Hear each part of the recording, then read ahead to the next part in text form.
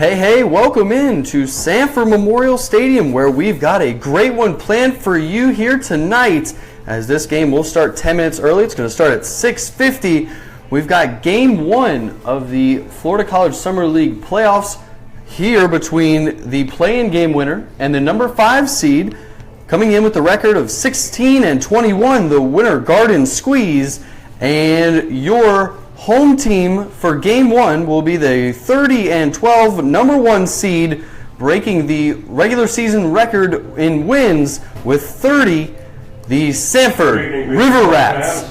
In tonight's game, I'll be the play-by-play guy. I'm Cody Shook alongside Kevin Voline, the broadcast intern for the Winter Garden Squeeze, so no one knows more about Winter Garden than the man sitting next to me. If you have any questions, just let us know. Kevin, what do we got in store for these people tonight? Well, in terms of the Winter Garden Squeeze side of things, they're on a bit of a roll. You go back to last night, taking the playing game of the Leesburg Lightning 9-4. If you go back to the regular season, that's their 3rd straight win, 2nd in convincing fashion. They took the last game of the regular season against the Diamond Dogs 11-4, and this one 9-4 against the Leesburg Lightning.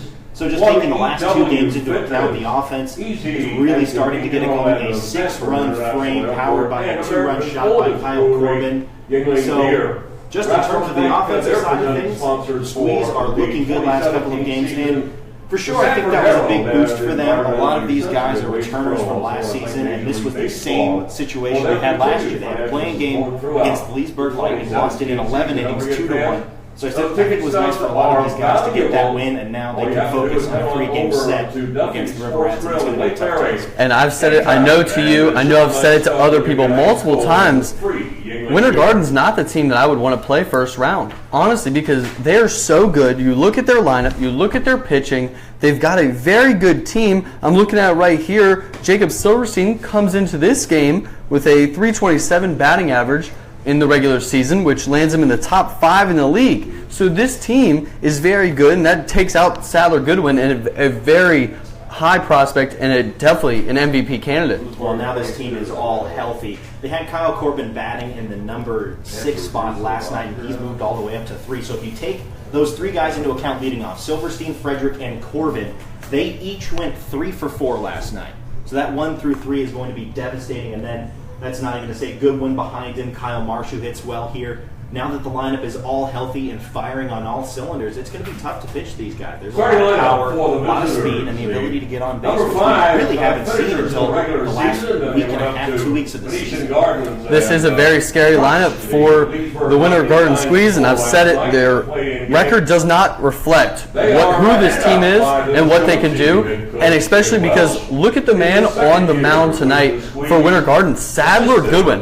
This guy is possibly going to be the MVP of the entire league, and he can do it all. Yeah, he is really talented on the mound. Of course, we'll step aside from his offensive numbers for a second. We'll get to those in a little bit. But for Sadler Goodwin, just on the mound, 6 appearances, 2 starting, 1 5 ERA, 20 strikeouts, and 17 innings, a bunch of power, high velocity fastball, .76 ERA. There was only 1 appearance where he really struggled with walks. You take that out of the equation, and that's an even more dominant season for him. I'll be most curious to see how long they want to stretch Sadler out, because primarily he's been 3 to 5 innings, somewhere in that range, depending on how much the other team makes it work.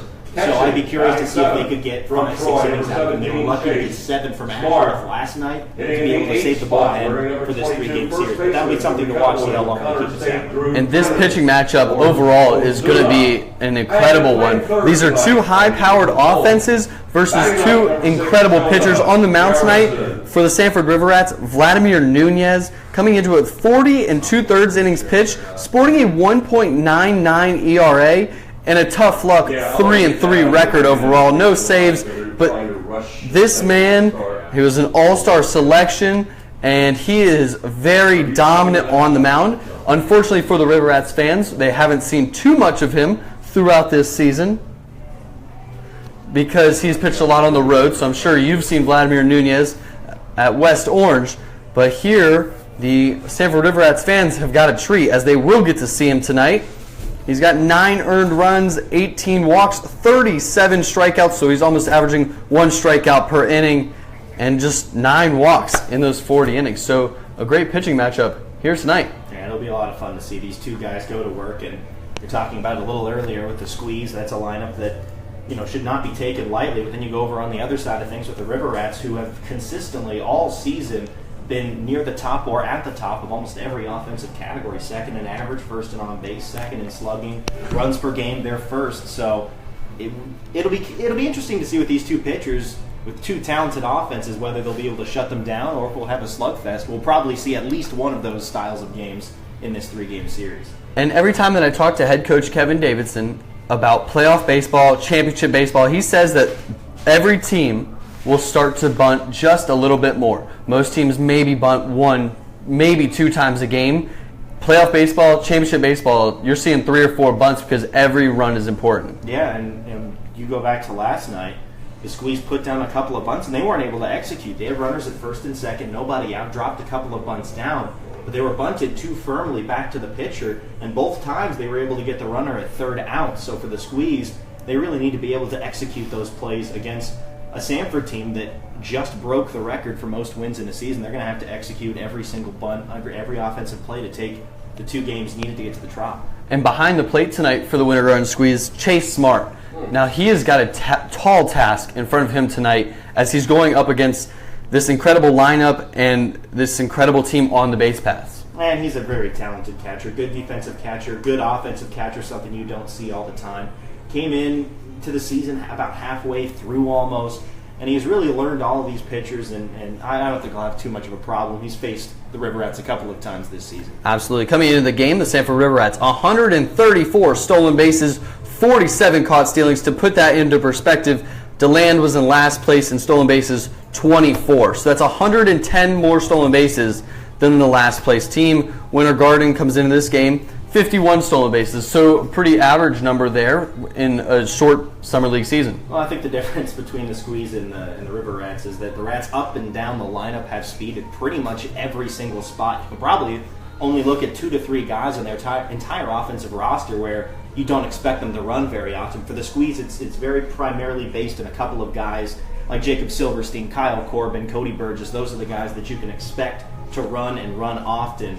So that's kind of a difference between the Squeeze and the Rats. And you mentioned that we've seen a lot of fluctuation from the Winter Garden Squeeze lineup. What do you think that's all about? Do you think throughout the regular season he was just testing guys out, seeing where they are the most comfortable? Well, for summer baseball, you're going to have guys moving in and out, so I think you are trying to take a look at new guys throughout the season. But also for Coach Welsh, I think he tries to ride whoever's hot at the moment. Like, you go back to last night, Kyle Corbin batting down in the lineup, goes 3 for 4 with a home run, 3 RBIs, and he jumps all the way up to batting third behind Silverstein and Frederick. And all season, once Jacob Silverstein joined this club, he's been sharing time at the top of the lineup with Cody Burgess. So I think that Coach Welsh really does have a lot of flexibility in how he wants to set up this lineup situation-wise and really, at a very base level, just riding whoever's hot. So you just mentioned the lineup. Let's take a look at the Winter Garden Squeeze lineup for Game 1 of this playoff series. And leading off in left field, it'll be Jacob Silverstein batting second, the shortstop Drew Frederick batting third, the right fielder Kyle Corbin, like I mentioned earlier. All 3 of those guys last night against the Lightning went 3 for 4. Sadler Goodwin will be on the mound at DH and batting fourth. Kyle Marsh loves to hit here. All 3 of his hits are here. He's at second base batting fifth. Cody Burgess in center field bats sixth. Chase Smart, the catcher, batting seventh. Trent Ozuna, the first baseman, will bat eighth. And Jonah Garrison rounds out the 9. And he'll be at third base for one of the first times this season. As we are just a few moments away here, we're expected to start at 6:50 because there is harsh weather in the radar. You never know what's going to happen here in Florida. Well, and we saw it a little earlier. The game in DeLand between the Altamont Spring Scorpions and the Winter Park Diamond Dogs was already canceled due to rain. So there's not really any time to reschedule these games. There's only a one day off in between the series and the final game in the Trop. So they're just going to try and get whatever they can in this game. If the rain misses us and we have a clean 9 innings of baseball. So they're gonna announce the starting lineup here for the Sanford River Rats, as they'll take the field, and then we'll have the national anthem. So we're just a few moments away here. Coming into this game, the Sanford River Rats batting .260 on the year. That is second best in the league. Winter Park, an absolutely incredible hitting team overall, and they got the number 3 seed as they lost on the final day of the season. They had a 266 batting average, and Winter Garden 229 batting average overall, which is in last place. But man, do not let this team get hot. No, but they're definitely very specific guys that you really have to watch out for in this lineup. And like I mentioned, this was a team that had to play without Sadler going for a stretch. They were without Kyle Corbin for a month, and they had Cody Burgess, who really struggled partly through the season. So they had to deal with a lot of adversity in that lineup. But now you've seen the last couple of games, they've been 3-0, 2 of them in convincing offensive fashion. So it's an offense that, on paper, you look at the stats, doesn't look very good, but you really have to watch out. And Chase Smart, a guy that lit up the home run derby. He's got the power, he's got the pop. He just has not come around during the games. He has, what, 1 home run on the year? I mean, power-wise, he has only 1 home run, but the guy's still hitting 288. Very respectable. You'll take that. You'll take a 288 Absolutely. average any day of the week. But that just shows the potential in what he does have, what he possesses in himself. Very big threat in the Winter Garden Squeeze lineup. We're going to take a quick break here as the national anthem is just about to start. Chandonese and Volterine. Chandonese, I think. All right, go ahead. Lineup change for Volterine. Okay. Silverstein is now. Now, ladies and gentlemen, we ask that you please rise and observe a moment of silence in honor of the men and women of our armed forces. And now please remain standing as we honor America with the playing of our national anthem. So batting 8th and playing left field. Okay. You guys got the check.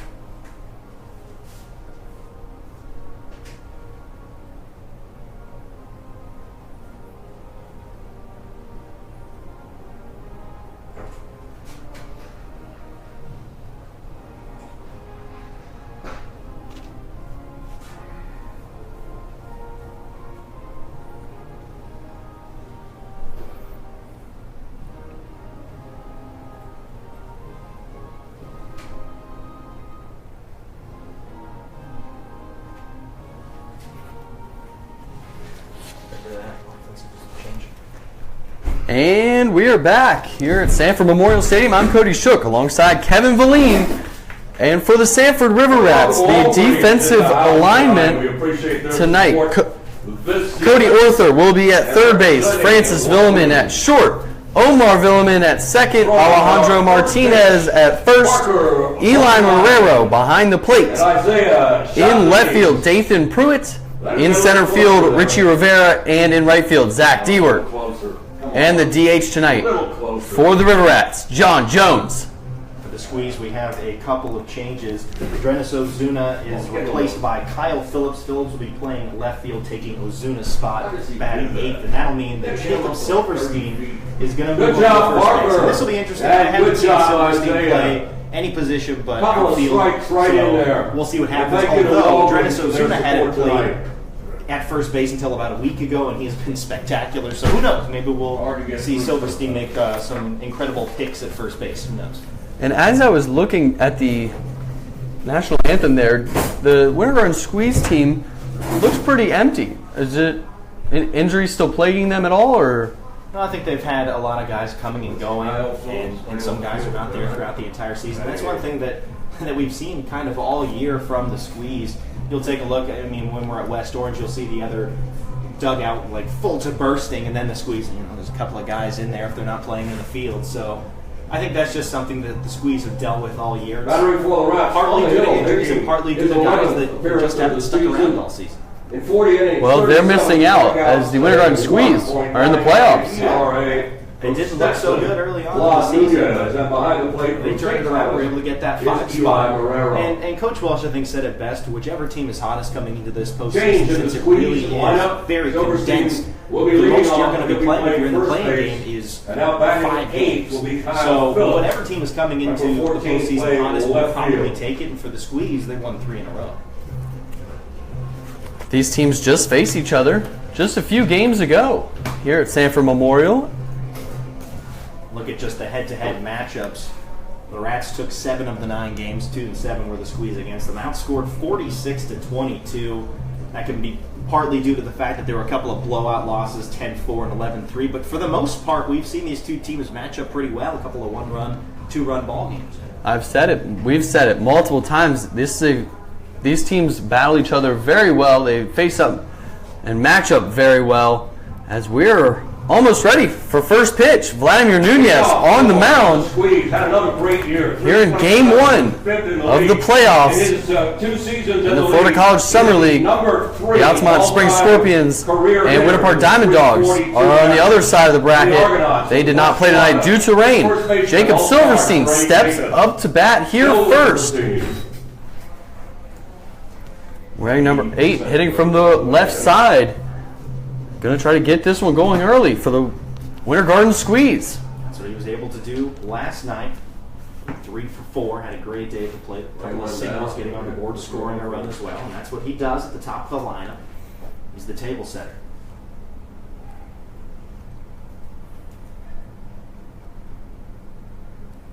And the first pitch from Vladimir Nunez misses high and away for ball 1. And that's how this game will start. Silverstein coming into this game, .327 batting average. The 1-0 pitch swung on and missed. And honestly, I'm a big guy on stats, and I think you could kind of throw the stats out the window from the regular season because when it comes to playoff baseball, things change. Yeah, and you could have had just had a nice week, and that can really ride into the postseason whether or not you performed well through the entire 2 months. The 1-1 pitch inside and called strike 2. But for Silverstein, that's not really the case. I've mentioned it a lot on the broadcast, but his on-base percentage has never dropped below 400 at any point in the season, so he's really been good all year. 1-2 pitch. Check swing, hit it to third base. Cody Orther on the runs, got it, long throw over. He is safe at first base, and that's how this game will start. An infield single for Jacob Silverstein. That was an in-between swing. I don't think he really wanted to swing it. He tried to hold up. His 306 Just off average the is bat. ninth Cody in Orther the looked like league. he was He ties the playing in a league little lead bit. in He's not able to triple. get to it in time. And Jacob is second on the Silverstein team in really RBIs gets from the Trojans of Troy. Shortstop, number 26, Drew. And now coming up to bat, Drew Frederick, the shortstop. With a man on first base, and you wonder, will they drop one down here? First pitch in there for strike 1. And from the looks of it, Winter Garden, not a team that does sacrifice bunt a lot, only 9 on the year. And it kind of blew up in their face a little bit last night. 2 misplayed bunts kind of stifled some innings. Pickoff move to first, slides in safely. And I think at the top part of this lineup with Silverstein, Frederick, Corbin, I think Coach Welsh really has faith in them that they can at least put the ball in play. They're not high strikeout guys, and they've been hot so far this postseason.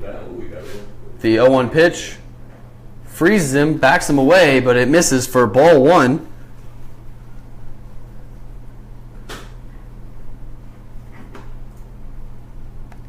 Drew on the year, 306, brought that batting average up over 300 by the end of the season.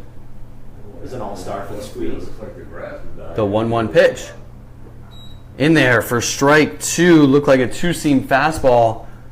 Started down the middle and then ran in on the hands. I don't think Drew Frederick liked the call. It really was in on his hands. Late movement, getting the strike call. Second straight batter with a 1-2 count. And here's the pitch. Swung on, foul down the first base line. Foul. So the count remains the same, 1-2. Drew Frederick does have some gap power. 5 doubles, 3 triples on the season. And he had 2 triples in one game, so he's got good speed as well. Frederick 12 for 13, so if he hits one in the gap, No, triple's possible for him. And 12 for 13 on the base paths also. The 1-2 pitch.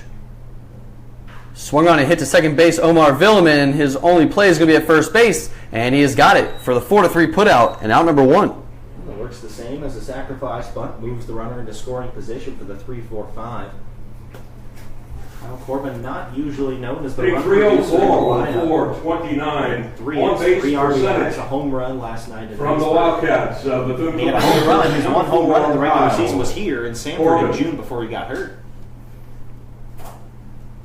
Kyle Corbin comes up to bat here.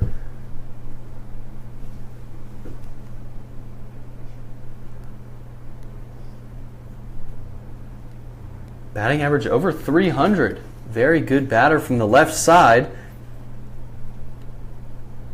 The last time he played here on July 26th, 2 for 4 night with a double. First pitch here.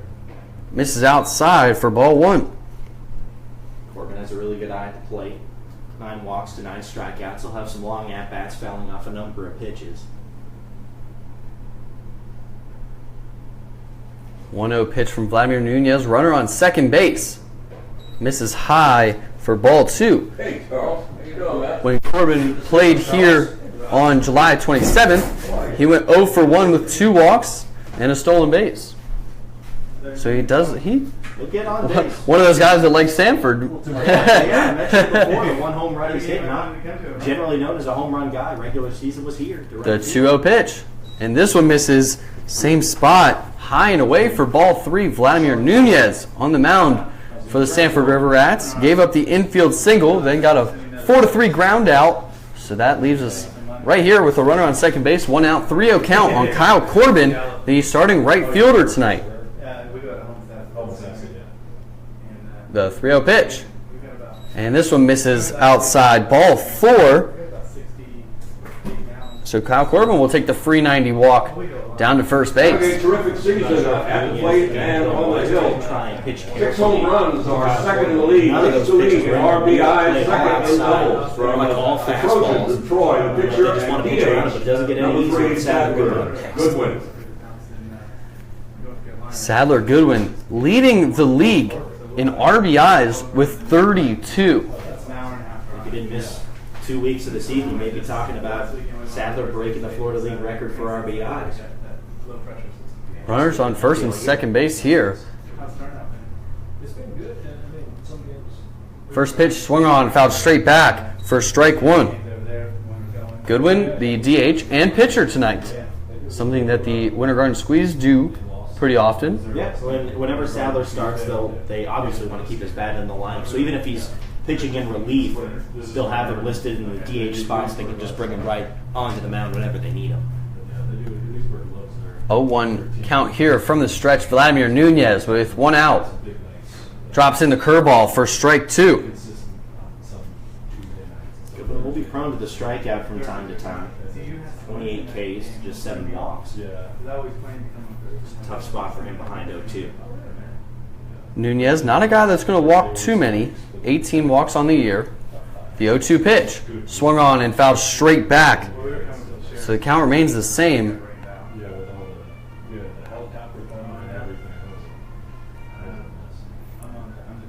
Sadler Goodwin, 278 batter, but if he didn't miss time, as you said, after he came back from the injury, he was a little cold. He wasn't the normal Sadler Goodwin. Yeah, he was struggling. We saw some hits at the end of the season, so we're hoping that they'll really pick it up in the next few games of the playoffs. The 0-2 pitch swung on and hit straight up in the air. Francis Villeman at shortstop. They call for infield fly, and he's got it for out number 2. It's a huge out, keeping those runners to first and second base. But Kyle Marsh coming up. I mean, he hasn't had too many at-bats this season, just 19 on the year and 3 hits. But all 3 of those hits were here. All extra bases, 2 doubles and a home run. So Kyle. I don't know if they just try and bring him back for all these Sanford games because he seems to hit here incredibly well. Yeah. Where have you been? Really important for the Squeeze to try and get on the board first. Try and set the tone. So really helped him out last night against the Lightning, striking first. 2 outs, runners on first and second base. This one misses high and inside. Backs Marsh off the plate just a tad for ball 1. Marsh, 8 strikeouts in 19 plate at-bats on the season. I'm sure none of those came here at Sanford. The 1-0 pitch. Drops in the curveball for strike 1. And it looks like Nunez is finding the curveball here early. The fastball has been the problem so far. That was the 4-pitch walk to Kyle Corbin. All fastballs, and just walked him. Yeah, he's thrown a couple of good curveballs, one to Marsh and one to Goodwin in the last at-bat. The 1-1 pitch. Another curveball. This one misses high for ball 2.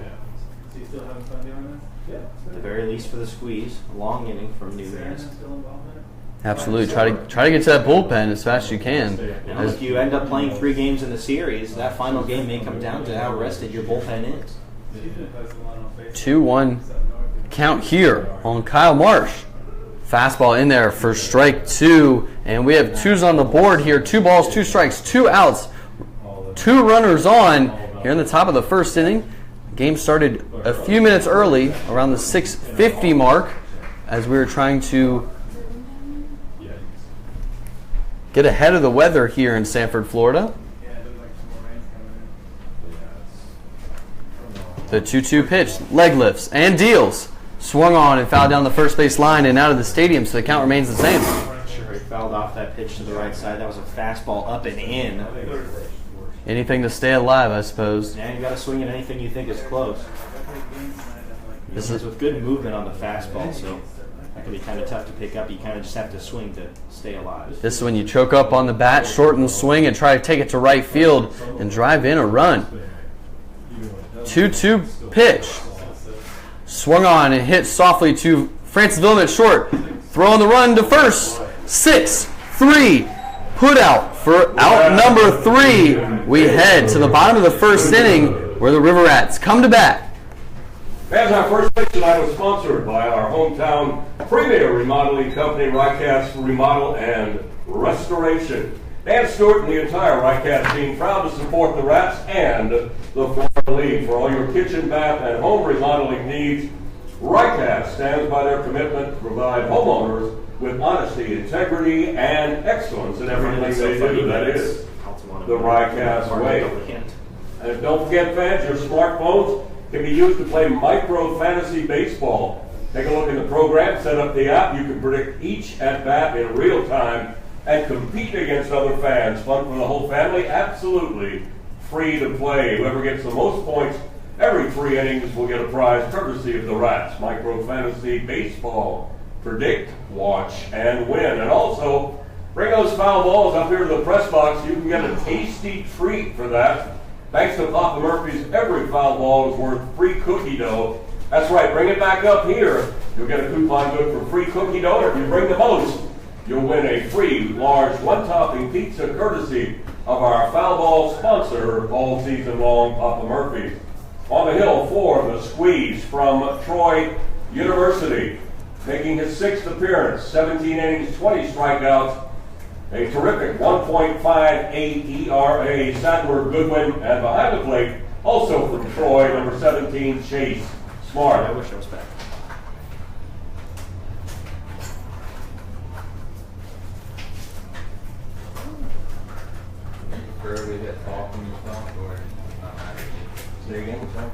Hey, we are back here at Sanford Memorial Stadium. I'm Cody Shook alongside Kevin Valine, the broadcast intern for the Winter Garden Squeeze, and I will let him introduce the man on the mound for the Squeeze tonight. Yeah, Sadler Goodwin, we saw him in the lineup at the top of the first inning. He has been sensational. Big off for the Rats. No record, a 1.58 ERA. Stat I really like to look at. He's the all-time 76 leading does hitter not allow many in base league runners. history. And there was one appearance a couple of weeks ago against the Lightning where he had I think 4 or 5 walks. Second baseman number 3, the big that's kind of inflated from that one Omar. start. He is dominant, Big Omar. powering fastball, good breaking stuff. He is impressive on the mound.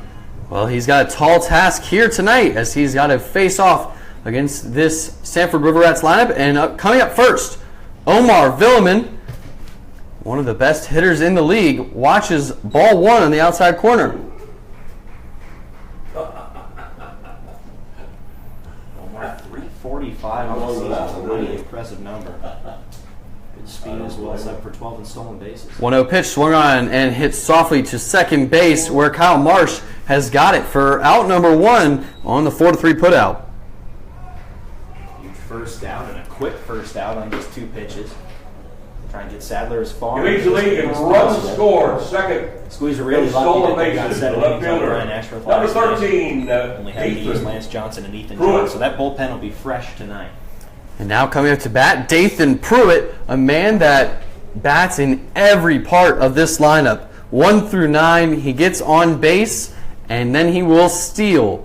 He is a very good hitter. Very patient hitter, 256 average, but he gets on base more than 40% of the time. Mighty impressive.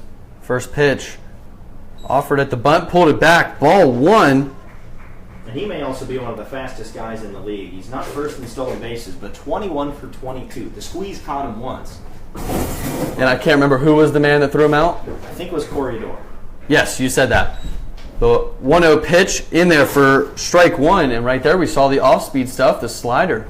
Yeah, he's got good breaking stuff. And if he can set it up really well with that mid-90s fastball. The 1-1 pitch swung on and fouled straight back for strike 2. Really plays off of that fastball. If he can get ahead with that pitch, it's one of the faster fastballs in the league. And he can go to the slider, curve, changeup. And he's got Pruitt in a hole here, 1-2. And the pitch swung on and hit to second base. Kyle Marsh is busy. 4-3 putout for out number 2. And how close was that one there at first base? Yeah, routine ground out to Kyle Marsh, flipping it to first base and only getting Dathan Pruitt by a step. University. And now coming up to bat, John Jones, the DH, Leads the team in doubles. went to third, South Carolina last year, but he informed us a week or 2 ago that he will be transferring to a Division II school here in Florida. The switch hitting catcher, DH tonight, watches ball 1. Mighty impressive season for him, batting over 300.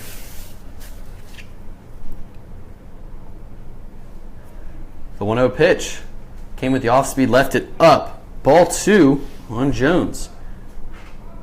2 home runs on the year, 15 RBIs. A guy that also will walk, 13 on the year. 2-0 pitch in the dirt for ball 3. Rats are a team that will walk a lot, first in the league, 175 walks on the year. They don't strike out too often either. Second least in the league, so that's a tough combo to pitch against. 3-0 pitch in there for strike 1. And right now I think that John Jones, he's going to be taking until, he's trying to see as many pitches as possible, as the first 2 batters only saw 5 pitches. The 3-1 swung on, and this one hit down the left field line. It will be in foul territory, but the left fielder, Phillips, has got it for out number 3 on the run. And that will take us to the top of the second inning of the 0-0 ball game. But they're going to cool it off. We got a frozen T-shirt contest. Here's Matt. How did those finals go? My 2 exams, I took them at 4 a.m. last night. I guess pretty good. I don't have the score yet, but I got there.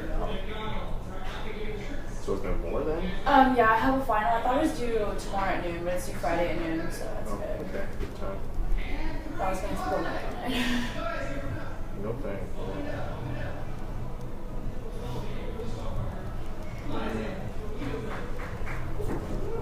Whoa. Working with all What? Yeah, they got. We were playing the land, weren't they? Yeah, they got hammered up there. Wow. Why did I get in the car? What are they going to do? It would have already been used for something else. Okay, so I need to do a cross.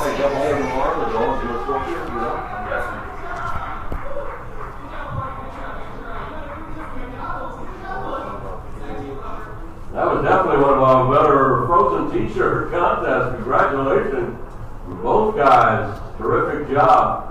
Right there is Ralphie, the river rat, the #1 mascot on the planet. Thank you, Ralphie.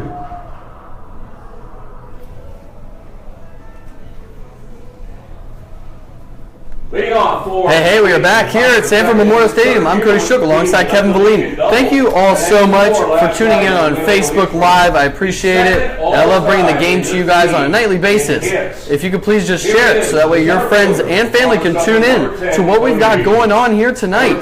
This is game one of a playoff series between the number 1 seed and the number 5 seed, as Cody Burgess steps up to bat here against Vladimir Nunez.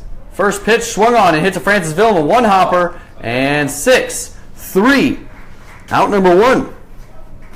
Burgess' first pitch swinging, that took a tough hop off of that infield grass to the infield dirt. Came right up into Villman's. He busted 12 of them out of the park here in the home run contest, the league record. And now coming into bat, Chase Smart, a guy we talked about a lot in the pregame. Smart. A man that has a lot of power but hasn't necessarily used it on the game, but he does hit doubles and he gets on base. The catcher tonight takes strike 1 on the outside part of the plate. Nunez really got to throw strikes here in the second. Looks like he has more command of that fastball early on. 0-1. And this one just misses, apparently, for ball 1. Just a little bit down low. Jones trying to frame it. 1-1 pitch here. Swung on and fouled straight back for strike number 2. Chase Smart out of Troy University. Number of squeezed players out of Troy, including Sadler Goodwin, the pitcher. So they'll be battery mates next year. 1-2 count here on Smart. Swung on and fouled straight back again, so the count remains the same, 1-2. This one with that high fastball, not able to get on top of it and drive it fair. They're going to still put a good swing on it, fouling it back. 1-2 count. Vladimir Nunez, leg lift, steals. And this one misses outside. Ball 2. Smart, another guy with a really good batter's eyes. 13 walks to 12 Ks. And for the squeeze, there's not too many players like that on the team. They're a pretty free-swinging bunch. 2-2 pitch. Swung on, and this one hit down the right field line. Is going to go foul and out of the stadium. Count remains the same, but the Squeeze are doing a great job tonight of racking up that pitch count. And we saw that a lot last night in Leesburg, a lot of long at-bats, 3-2 counts, lots of foul balls, and I think there's a lot of confidence in this lineup right now, even if they couldn't put up a run in the first. 2-2 pitch. Strike them out, looking for out number 2. Looking breaking ball, bottom of the zone, outside. Hitting 391 with a Not much Chase Smart can do with that. Does not have enough at bat. Down looking. And do you think that they understand the importance of a long playoff, I would say, week here, as they had to play one extra game than anybody else already, and they understand that they have to get to a bullpen if they want to beat a team in a series? I think they're just trying to swing it against this pitcher right now. They're not thinking about what's ahead. They're just trying to put runs on the board. First pitch here to Kyle Phillips. Watch this one for ball 1. Phillips, the man that just made out number 3 in the bottom of the first inning. A great play down the left field line in foul territory. The 1-0 pitch. Swung on and hit straight up. Shallow right. Omar Villan, the second baseman, is under it, and he has got it for out number 3. We head to the bottom of the second inning. All tied up, 0-0. Stick with us all night long here at Sanford Memorial Stadium. As well as the season's entire collection of photos. Thank you, Walgreens. We appreciate it very, very much. And tonight, of course, is game 1 of the best-of-3 playoff series with the Squeeze. We're going to be back here tomorrow night for game 2. Hope you can make it. The stadium in Winter Garden having a couple of problems, so they'll play right here on Thursday night. And if series is tied after 2 games, the game 3 right here in Sanford on Friday. So hope you'll make it tomorrow for sure. The winner of this series will advance to the Florida League Championship game on Sunday at Tropicana Field in St. Pete, home of the St. Pete Devil Rays. And of course, you can watch, I believe they're playing the Brewers, catch a nice doubleheader, head over there on Sunday.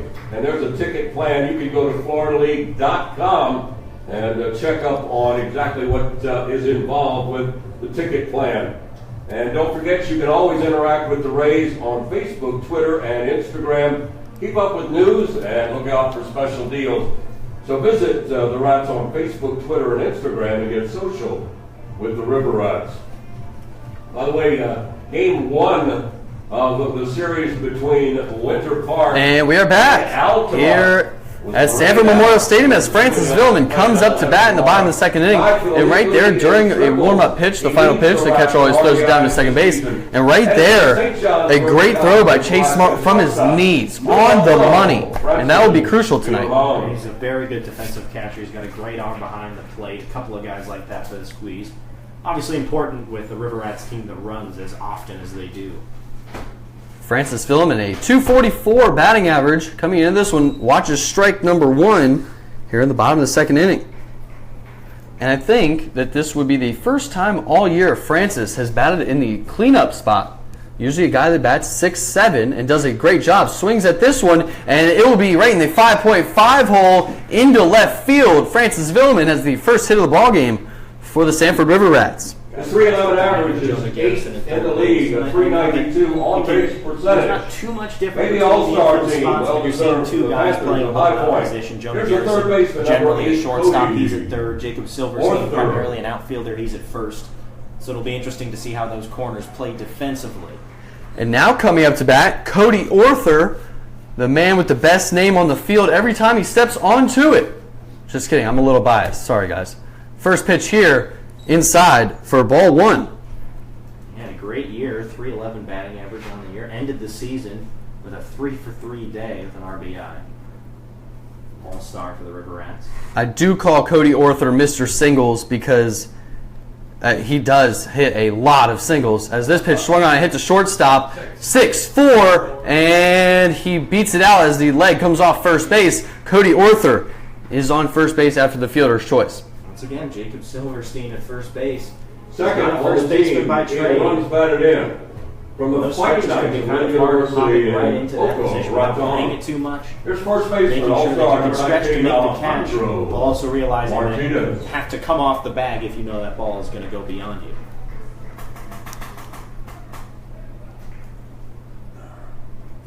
And now stepping up to bat, Alejandro Martinez, the first baseman, watches the first pitch miss high for ball 1. Martinez, a .250 batter on the year, 2 home runs. The 1-0 pitch. Swings at this one, it's going into left field. Kyle Phillips in front of the track is under it, sticks his glove up, and he's got it for out number 2. Gave that ball a ride. Phillips right in front of the warning track in left field to make the catch. And you have to wonder if there was maybe a little bit of wind. Would that one have gone out? Here's the I catcher. wonder if this game was being played Hello, in your garden. say. Probably would have been out of here. Marrero. Well, for your sake, I guess you're happy about that one. And now stepping up to bat, Eli Marrero, the catcher tonight. Him and John Jones have switched off all season. Usually one will DH, one will catch, one will play first base. They play all different positions. Eli Marrero, a very good catcher, defensively and offensively. Steps up here with 2 outs. Cody Orther on first base. Pickoff move to first, slides in safely. Another all-star for the River Rats. Also participated in the Prospect Showcase. 3-for-4 on the 30th against the Dogs last game for the River Rats. First pitch in the dirt for ball 1. Good stop by Chase Smart, and that's really important for him tonight. Those pitches barreling into the dirt with the speed of the River Rats. You don't want to try and give them any extra bases. Marrero, one of the guys on the team with double-digit walks with 11. There's a few of them with it. The 1-0 pitch. Swings at this one, heads down the third base line. He's going to take the easy way to second base. 5-4 put out for out number 3. We head to the top of the third inning. With this game still tied 0-0. Down there on the field. They'll send it down to Matt.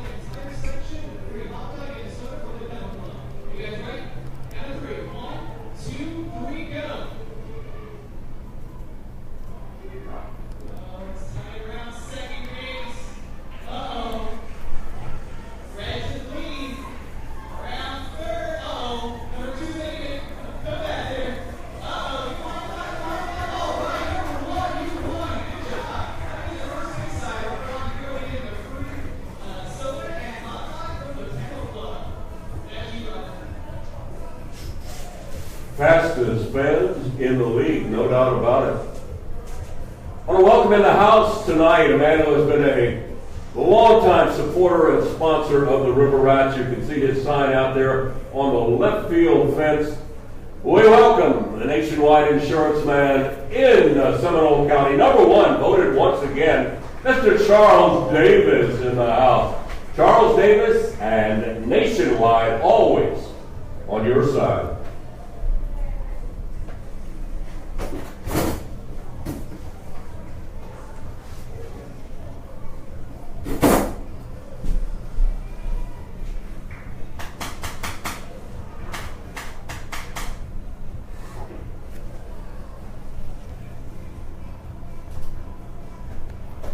And we are back here at Sanford Memorial Stadium. Thank you to everybody that is tuning in on Facebook and Meridex. If you could please just share it so that way your friends and family can tune in as well. I would really appreciate it. I know Kevin would really appreciate it. At the end of the night, we'll check out the views, see where we're at. We're hoping for 2,000. What do you guys say? I'm hoping for that. That would look nice. And that'd be great for the Florida College Summer League to get the name out there on a nightly basis. Great games being played here in the Central Florida area. D1, D2, D3, and junior college kids come from around the nation to play in this league in beautiful, sunny Florida. Stepping up to bat here first, the number 9 batter, Jonah Garrison, playing third base tonight. Watches this one for ball 1 on the inside corner. Take one for your team, right? Volley, their curve slider that just didn't break too much. Came in on it. Thought for a second it could have hit him, but still too far inside. 1-0 pitch here. Vladimir Nunez on the mound gets him to swing at that one for strike 1. And Garrison is one of those guys that also can play multiple positions. Yeah, he'll primarily stay at second base and shortstop right up the middle. So this is one of the first times we're seeing him at third. But he's moved around the infield. 1-1 pitch here. Michael needs you to sell some raffles. Watches this one for ball 2. But Garrison is a guy that stays in the bottom part of the lineup every time you come here. I think he's batted 9th, and he does an exceptional job of it. The 2-1 pitch. Strike 2 on the outside corner. And there's nothing wrong with batting 9th by any means. Richie Rivera, one of the best batters on the River Rats lineups, always bats 9th for the River Rats. It's just basically sometimes an extra leadoff guy. The 2-2 pitch. Freezes him, strikes him out looking for out number 1. And I think Nunez has rediscovered the control of the fastball. Leadoff hitter, the first baseman. Painted Number on 8, the outside Jacob corner.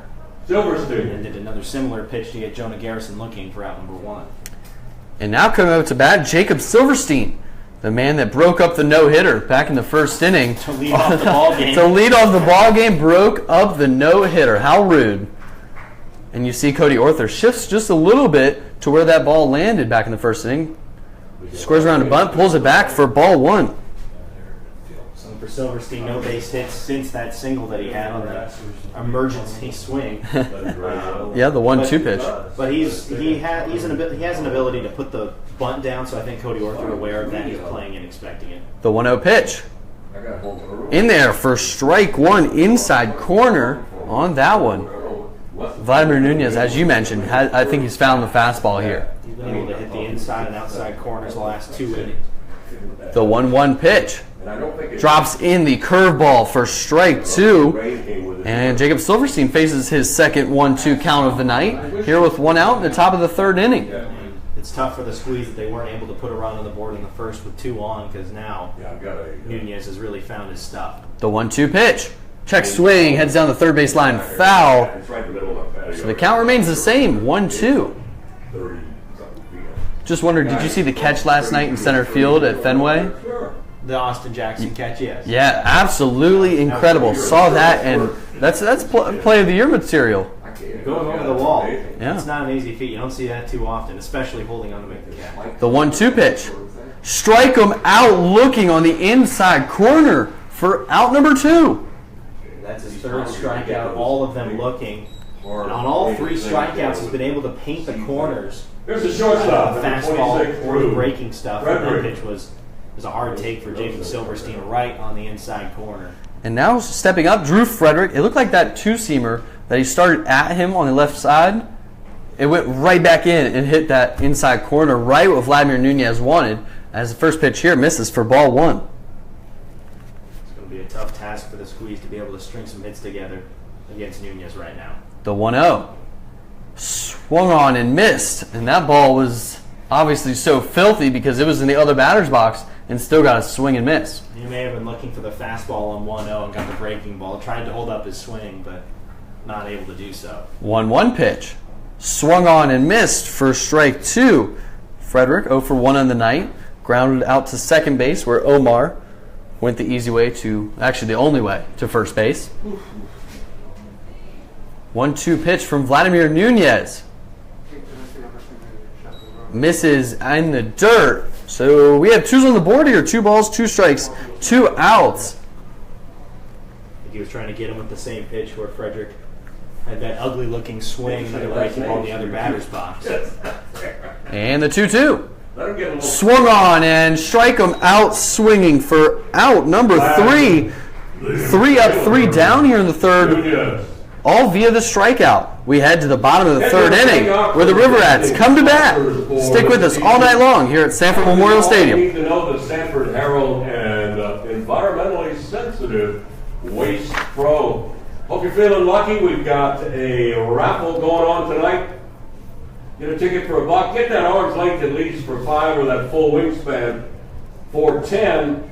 And we got a special deal as well. For another 10, you can get 2 league raffle tickets. Those are usually $10 a piece.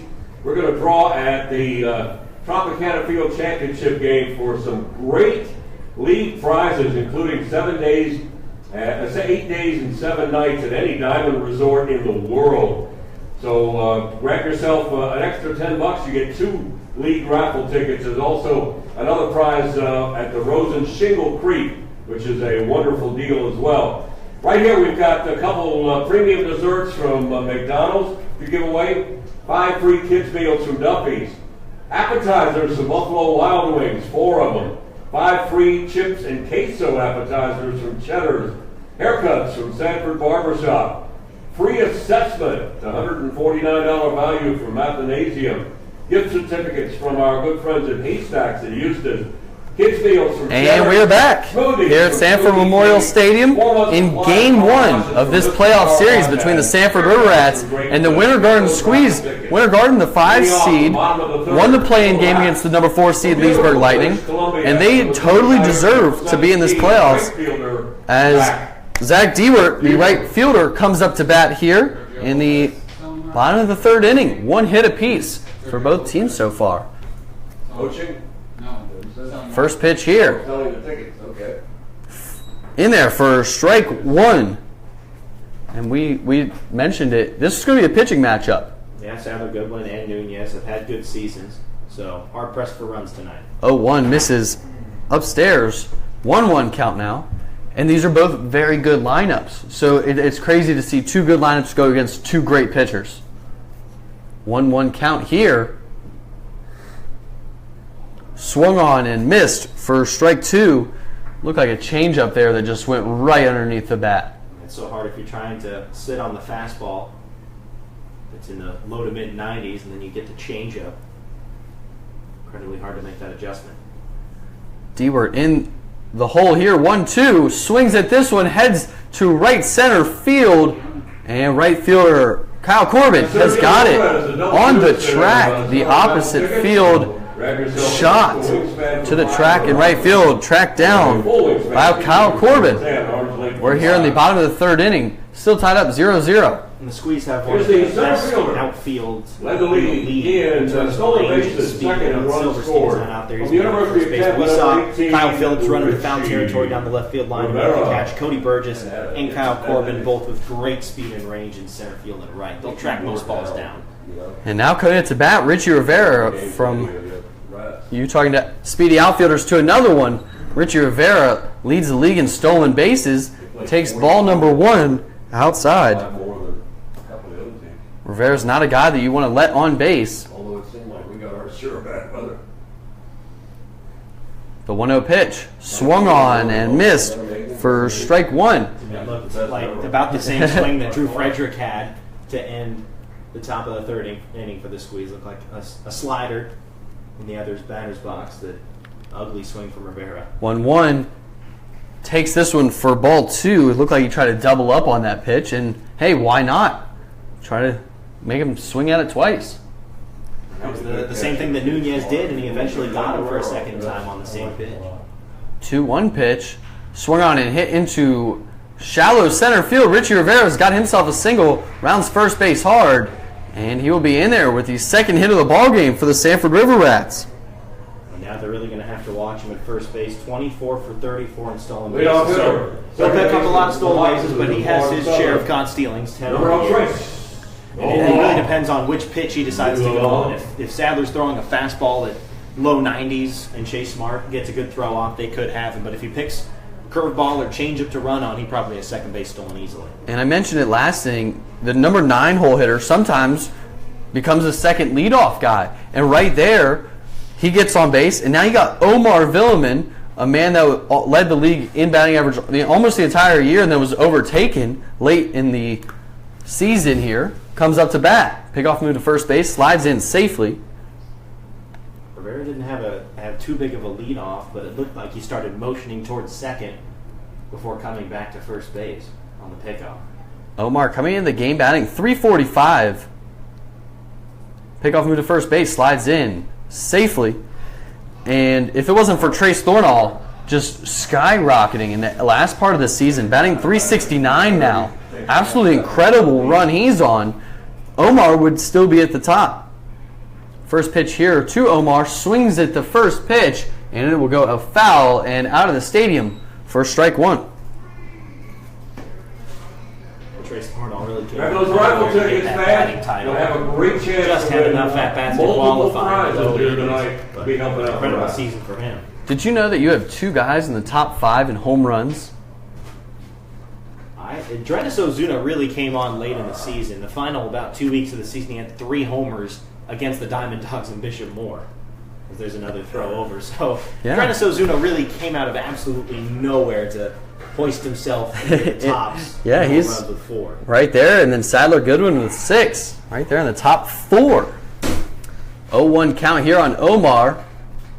Richie Rivera on first base, takes off to second, swings at this pitch, and it will be a foul ball, as I think Rivera had that one stolen. He had a great jump on that one. Yeah, he did. So luckily for the Squeeze, Omar was swinging, fouling it off. Get another chance to try and get him out. We're here early in this ball game. Runner on first base, Omar down in the count 0-2 in the bottom of the 3rd inning. Still no score either team. 1 hit for the Winter Garden Squeeze, 2 hits for the Sanford River Rats. 0-2 pitch coming. Runner takes off for second base again, swing and a miss, and Richie Rivera is safe at second base. Orlando Sanford The Squeeze were able to get International. moved, striking out for out number 2, and give some credit to Chase Smart. I think that was a breaking ball thrown, and just sliding in safely with the head first slide is Richie Rivera. He was almost out on it. 13, Absolute seed versatile. thrown by Chase Nathan Smart, just not the Pruitt. right pitch to throw him. And now Dathan Pruitt comes up to bat. Grounded out to second base in his first at bat. Has a man in scoring position here. So he's going to try to get something going with 2 outs and get some magic here and get on the board first, as we all know how important that first run is. Dathan Pruitt, .256 batting average coming into the postseason. Squares around a bunt, pulls it back, doesn't matter. Strike 1 called behind the plate. Interesting idea to square around a bunt with a runner at second and 2 outs. Now, the Pruitt's got good speed to get on base with the bunt base hit, but I would think you're trying to drive in a runner. A bunt base hit on the infield isn't going to drive in the run from second. 0-1 count now. Sadler Goodwin, leg lifts, deals, swings at this one, heads to right field hard as Kyle Corbin has got it on the run for out number 3. We head to the top of the 4th inning. Still no score as the Winter Garden Squeeze come to bat. All right, we got a couple of hungry fans headed out there on the field. And we're going to have ourselves a pudding eating contest. Here's Matt.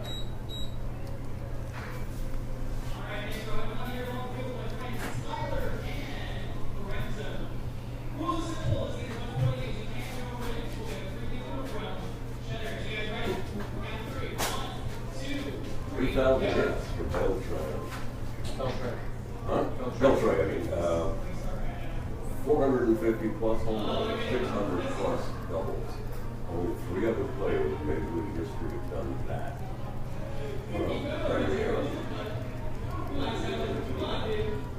What are the numbers again? 450 home runs, 600 doubles in 3,000 minutes. How many people have done that? 3 to 4 now. 4 now? Yeah, Beltray was before. Who are the other 2? One of them was there on the national video. That's Major League League, and that is 450 plus home runs. That's somebody that didn't get to 5, otherwise that would have been part of the description. Both left-handed hitters. One of them. No. One of them, probably the greatest St. Louis Cardinal ever. Stan's easy. With the greatest nickname. That's not just Stan. Stan's man. There you go. Just, The it's other, not just. the other was Roy Ostrowski. Hey, we are back here at Sanford Memorial Stadium as we head to the top of the 4th inning. Still no score in this absolutely great game and pitchers duel. As Kyle Corbin, the man that just made the final out of the bottom of the 3rd inning, steps to bat here from the left side, slightly open stance. Going to try to get something going here for the Winter Garden Squeeze. Takes ball 1 inside corner. Cody Orther once again playing in nearly on the grass. He's shifted over towards shortstop. Corbin, another guy that could drop down a bunt to try and get a base hit. 1-0 pitch. Misses inside, and I think we're starting to see the strategy Last chance for those raffle tickets. on a lot of these Winter Garden hitters. He's trying to facing them inside. He's trying to get them to back off the plate, and he's trying to establish the inside part. The 2-0 pitch in there for strike 1. And He goes back there again, but this time he was able to catch the inside corner for a strike call. I think it's funny because the last at bat to Kyle Corbin, he missed with 4 pitches in the other batter's box. This time inside as the 1-2 is in there for strike 2. Nunez on a good streak, struck out the side in the 3rd, so 3 straight Ks for him. He's got a 2-2 count to Corbin. You consider that a good streak? I consider that a pretty phenomenal streak. To strike out 3 batters in a row at this level, I think that's pretty impressive. And it was against 9-1-2. It wasn't there. That's no easy task, as the 2-2 was fouled down the 3rd baseline. So the count remains the same. Vladimir Nunez, 2-2 pitch. Swung on and missed. Strike him out swinging for out number 1. There's 4 straight strikeouts. The Kyle DH. Corbin not going to strike out too often. That was mighty Number impressive. 3, After falling behind Sanford. 2-0, Nunez able to work it back to 2-2 and strike him out on the fastball. And now coming up to bat, Sadler Goodwin. So one pitcher against another. Sadler popped up to shortstop in his first bat, swings at this pitch, heads to deep left field, and Dathan Pruitt looks up. That ball is gone. For the solo home run, Sadler Goodwin puts his team on the board first here at Sanford Memorial Stadium. That's what Sadler does. Hits home runs, 2nd in the Florida League with 6 on the year. Drove that ball out to left field. He's got great pull power. And that's a huge first run for the Squeeze after really struggling through the first 4 straight batters to strike out. And I think Here's the Nunez was second trying to get baseman, ahead with a number fastball. 1, Kyle That's what Sadler Goodwin Marsh. was sitting on, and he didn't miss it. Sadler Goodwin, solo bomb to left field to put the Winter Garden Squeeze up 1-0 here in the top of the 4th. And now as a pitcher, you have to mentally regroup yourself immediately, because now's not the time to fold over, as Kyle Marsh, a very good hitter, steps to bat. The 1-0 pitch, swung on and missed for strike 1. Looking like he's already coming back and attacking the next hitter.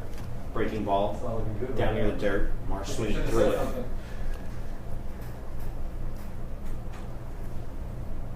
One pitch. Swung on, hit down the left field line, and it is fair. And Kyle Marsh is going to be headed to second base, rounds first base hard, and he will be in there with a 1-out double. So back-to-back extra base hits after the Squeeze. Couldn't get a base hit since Silverstein led off with a single. And that ball literally bounced off of the foul line chalk down the left field line for a base hit. And for Kyle Marsh, Center fielder 4 base hits Florida, here at Sanford Memorial, Cody all 4 extra base Burgess. hits, 3 doubles and a homer. Absolutely incredible. Man, could you imagine what he would have done if he played for the Sanford River Rats? Yeah. Seems really comfortable here. Some Yeah. guys just feel at home in certain parks, and I think Marsh has found it here in Sanford. And now stepping up to bat, Cody Burgess. A man that sometimes bats lead off for the Winter Garden Squeeze. Maybe it was something off. He'll share time with Jacob Silverstein. They'll shift around. Cody Burgess either near at the top, or he'll move down to the 5 or 6 spot. Kind of an off year for him. Hitting right around 250s, 245 on the year. Grounded out to shortstop in his first at bat, but he comes up here with the runner on second base with 1 out. Watches this one high and tight for ball 1. And I just mentioned it. Vladimir, his goal here is to back these guys off the plate and establish the inside part of the plate. And he went right after Cody Burgess on the inner part of the plate. Try and make him move off. Vladimir averages about 1 strikeout per inning. The 1-0 pitch. Misses off the plate, ball 2. And to this point, Vlad has 5 strikeouts through 3 1/3 innings. Picked up 3 of those 5, striking out the side in the 3rd. Yeah, he didn't even have a strikeout in the first inning, so that's even more impressive. So it's really 2 1/3 innings, 5 strikeouts. Just shows some of the electric stuff that he possesses on the mound. The 2-0 pitch. In there for strike 1, outside corner. On Cody Burgess, the center fielder. Cody Burgess was awarded the first ever Cody Burgess Award for 3 years with the Squeeze. He ends his regular season time in the Florida League's 2nd all-time in hits, which is 2 behind the all-time record. Wow. The 2-1 pitch. Drops this one in front of the plate. Misses for ball 3. So the Cody Burgess Award is what? Well, they're just going to give it to a player every year from the Squeeze that shows that dedication, hopefully, for players that stick with them for multiple years, 2 to 3 years. Of course, Cody Burgess playing 3 seasons with the Squeeze. That is very cool. I like that award. 3-1 count here on Burgess with a runner on second base, 1 out. Leg lift, steals the curveball in there for strike 2. And sometimes when the fastball is not working, you got to try new things. And right there, Vlad had confidence in the curveball, went with it, and he got it. Yeah, there's nothing you can do as a hitter on 3-1. You're sitting on fastball 100%. So if you get a curveball or a changeup that goes in the zone, you may as well not swing at it because you're not going to get good contact most of the time. And now are you as a pitcher, are you going to double up? You're going to throw that curveball again, as you know your struggles, quote unquote, struggles with the fastball? Well, he may go back with it again. He's been able to pinpoint his control with the curveball, but we've also seen at least decent command from his fastball the last couple of innings. So I'll be interested to see where he goes with Burgess on 3-2. Not a guy that's going to walk too many people. 3-2 pitch, 1 out, runner at second base. Leg lifts, deals, fastball swung on, fouled straight back. So the count remains the same, 3-2. Came up and in to Cody Burgess with the fastball. Burgess able to foul it off. Cody had a couple of long at-bats in last night's game against the Lightning. And a double on a 1-2 pitch and struck out on a 3-2 pitch. I believe that was about a 10-pitch at-bat. So despite the strikeout, I think Cody's seeing the ball well right now. Chase Smart, a very good hitter on deck, so you definitely don't want to walk him here. The 3-2 pitch. Curveball, and this one's popped straight up. Eli Marrero has got a beat on it in front of the first base dugout. He has got it for out number 2, and that one's big. And that was a tough catch for Marrero. It was a basket catch right next to the River Rats dugout. Able to track it well, last second movement on the ball. Coming back towards him, he's able to glove it for out number 2. Now Chase Smart. Catcher, number 17. The catcher Chase comes up to bat here with a runner in scoring position, and how big would that second run be? That would be huge for the Squeeze. They got to play add-on. That's what they were able to do last night, putting up a couple of runs late in the ball game to put the game away. Against the River Rats offensive lineup that they put out, you want to grab as many runs as you can. Chase Smart from Troy. Watches this one inside for ball 1. Seems to be something Nunez is doing a lot, starting off batters with an inside fastball. He did that to Cody Burgess as well. A few guys on this Winter Garden lineup from Troy. Oh, yeah, a fair amount of them. Drew Frederick, Sadler Goodwin, Chase Smart. Although Sadler didn't play for Troy last year, he's transferring this season. The 1-0 pitch. Swung on a hit to deep right field. Zach Dewart is back along the track, and he has got it for out number 3. So the Winter Garden Squeeze score first here in this ball game here in the top of the 4th inning via the solo home run by Sadler Goodwin. We head to the bottom of the 4th inning as the River Rats come to bat. 50. A white Ford F-150 with Florida plate DNG G41. Will you please come to the press box immediately, because you have the dirtiest truck in the parking lot, and we are going to get that Ford F-150 sparkling clean courtesy of Mr. Car Wash. Mr. Car Wash, 2 locations in Sanford. I use the one on 1792 near 25th Street. And they're going to get that white Ford F-150 sparkling clean. When you get in there, ask those guys about their unlimited wash club. It's a great deal. Mr. Car Wash, going to clean that dirty truck. Micro fantasy, anybody? No. I think it's cool.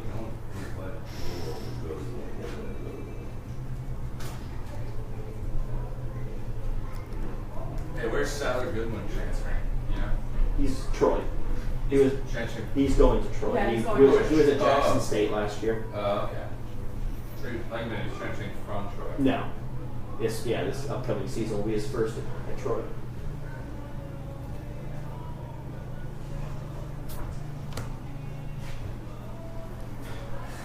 Don't forget these 2 teams back in action here tomorrow for Game 2 of our best of 3 playoffs.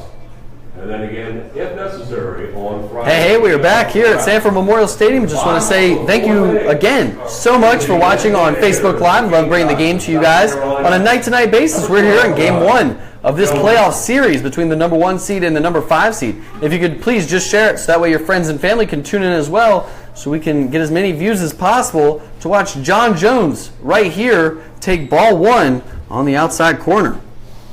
Jones flew out to left field his first time up, and so far for the Squeeze, Sadler has done it all, amounting for the only run and shutting down the Rats. Swings at this one, heads down the left field line. It is going to tail away from the left fielder, bounce off the wall. John Jones rounds first base hard. He's headed for second base, and he will slide in with the leadoff double off of the opposite field wall. And in left field for Kyle Phillips, they had him played towards center field, so he had to come back over near the left field corner. There's the shortstop. Watch it as it bounced off the wall. And who could have imagined that with that power to go opposite field? So that's probably why they were shading him towards the right side, the pull side. Right. You don't expect a guy to take a ball opposite field off the wall. Now stepping up to bat, Francis Villeman had a single back in the 2nd inning, and he had the only hit. He was the first hit for the Sanford River Rats in this ball game.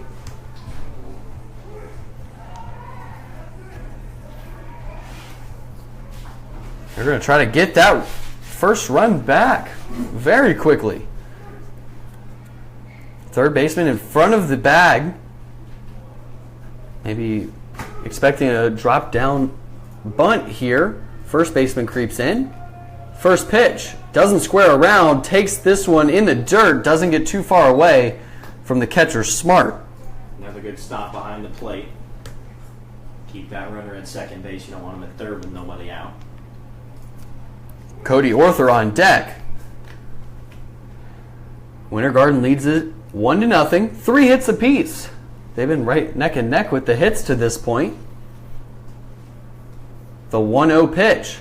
Swung on and hit chopper to third base. Garrison's only play to first base and gets Francis Villeman for out number 1. And he did a great job of looking at the runner before going to first and holding John Jones. For Sadler and the Squeeze, that was as good a play as you can get. Hit right to Jonah Garrison at third base, right in the running path of John Jones. No chance. Third baseman To third base, looks it back and fires a strike to Silverstein for the out.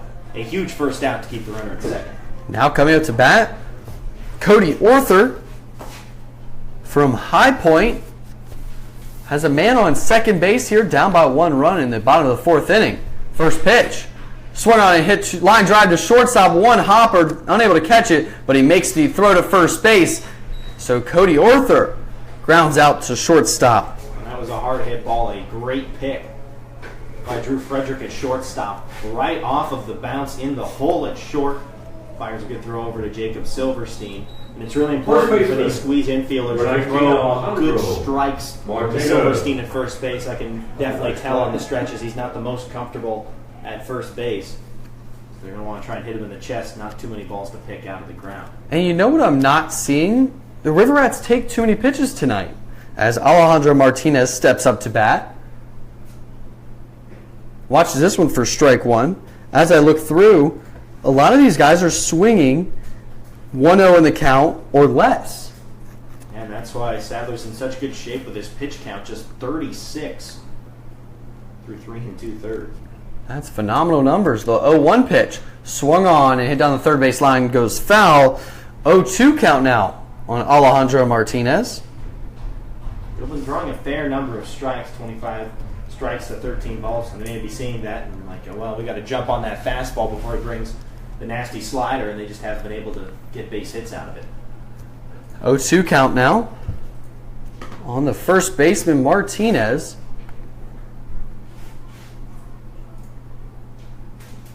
Tying run at second base. Still early, and I assume both teams are still going to score a fair amount of runs in this one. The 0-2 pitch.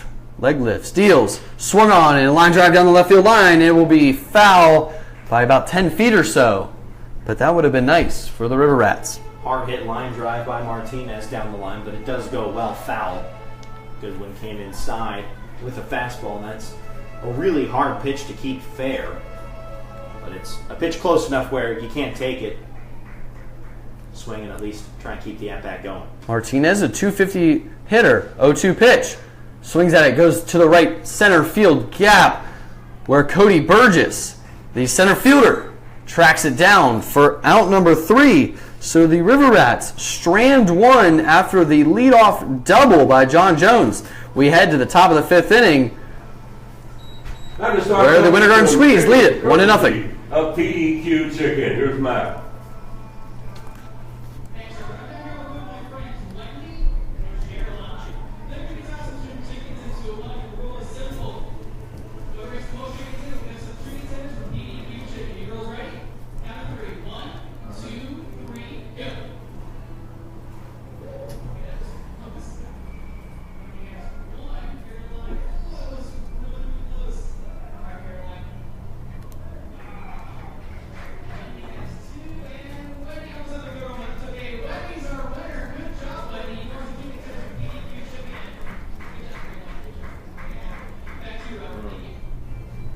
Nice job, ladies, and enjoy your prize at PDQ Chicken on Reinhardt Road. Outstanding place, fresh, never frozen. And when you head over to PDQ and enjoy their food, tell them thank you for supporting the Rats this year.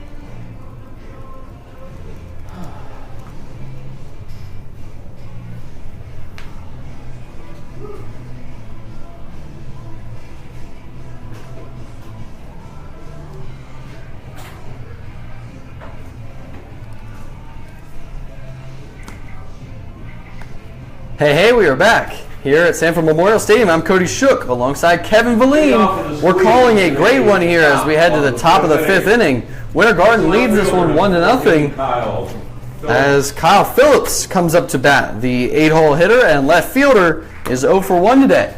For the Squeeze, it's really important for them to try and play add-on. They got a run in the 4th. They need to try and tack on some more.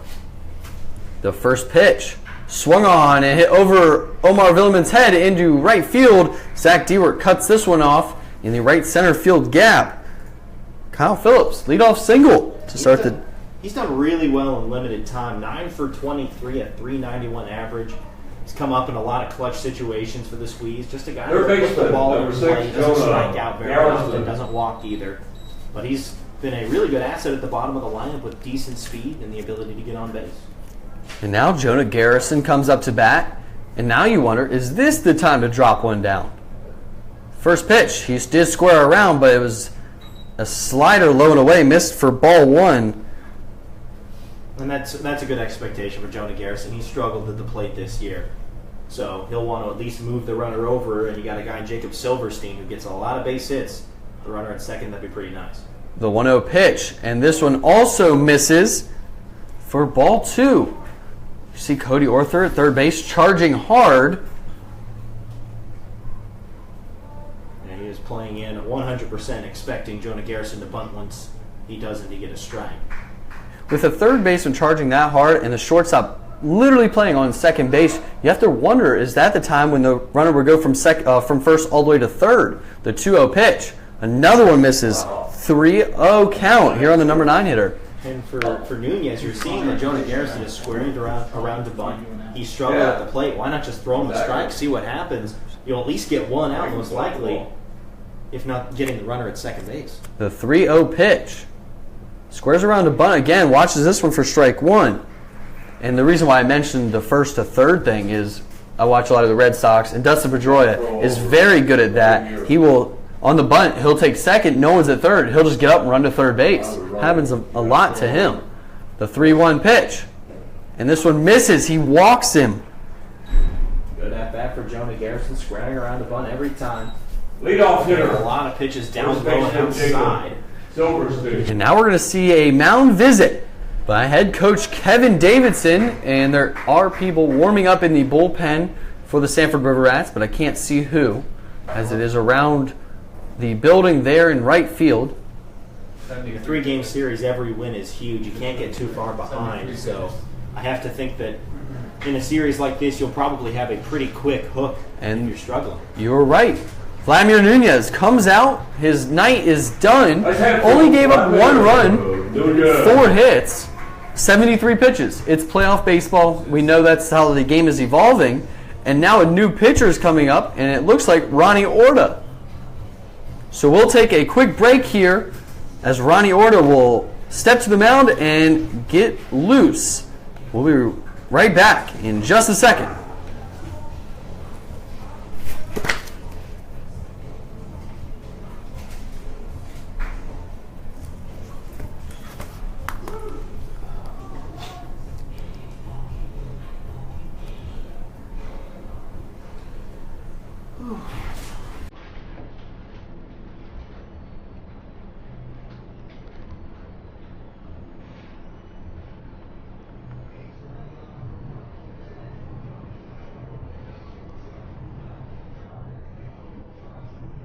Now pitching for the Rats from the Sharks of Nova Southeastern University, number 21, Ronnie Orta.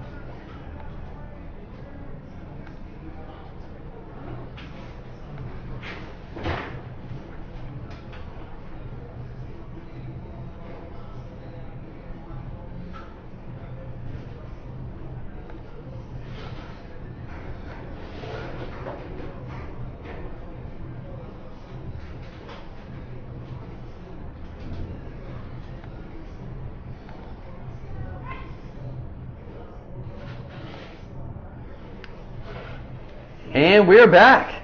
here at Sanford Memorial Stadium in the top of the 5th inning with runners on first and second base. Nobody out. Ronnie Order is the man on the mound. We'll see what they want to do with Jacob Silverstein at the plate, if they're going to bunt to get those runners to second and third, or if they're going to have them swing away. The first pitch. Squares around a bunt, hits it down the third base line. It is hard, and a miscommunication. Cody Arthur does not go after it, neither does Ronnie Orta. And now that would be a bunt for a base hit. That was a great bunt by Jacob Silverstein down the third base line. Hit it hard enough where it doesn't go right back to Orta on the mound. And Cody Arthur going back to maybe try and cover third for a play at the bag. There's a shortstop. Bases loaded here in the top of the 5th inning. This is a very big spot. Winter Garden is up by 1 run, 1-0, 5 hits so far, as Ronnie Orta, the new man on the mound, just gave up the bunt single to make it bases loaded, nobody out. Drew Frederick comes up to bat 0 for 2 on the night. This is really important for the Squeeze to tack on a couple of more runs. First pitch. In there for strike 1, and how important is that first strike of an at-bat?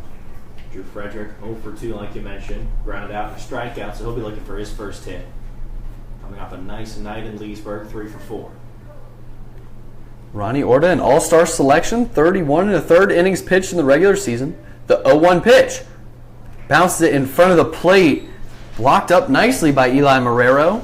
1-1 count now. That's a really important block, and they've been going there with Drew Frederick all night. The breaking ball in the other batter's box. They've gotten him to swing a couple of times. Right there, he's just able to hold up. Ronnie Orta, 3-1 on the year, sporting a 3.16 ERA. 35 strikeouts, averaging more than 1 per inning. The 1-1 pitch, swung on, hit right back to Orta. He's going to go home. 1-2, 3, double play. And how impressive was that? Ronnie Orta, 1, 2, 3, double play for 2 quick outs. Man, that was a huge play, getting the double play, and it wasn't even just a 6-4-3 or something that would have scored the run. Came back home for the out. There's a right fielder. Double play. Now it's going to take a base hit from Kyle Corbin to do anything this inning. So the runners move up, though. Jonah Garrison moves to third base. Jacob Silverstein to second base. And Kyle Corbin, the lefty, comes up to bat here with 2 outs and 2 runners in scoring position here in the top of the 5th inning. The first pitch.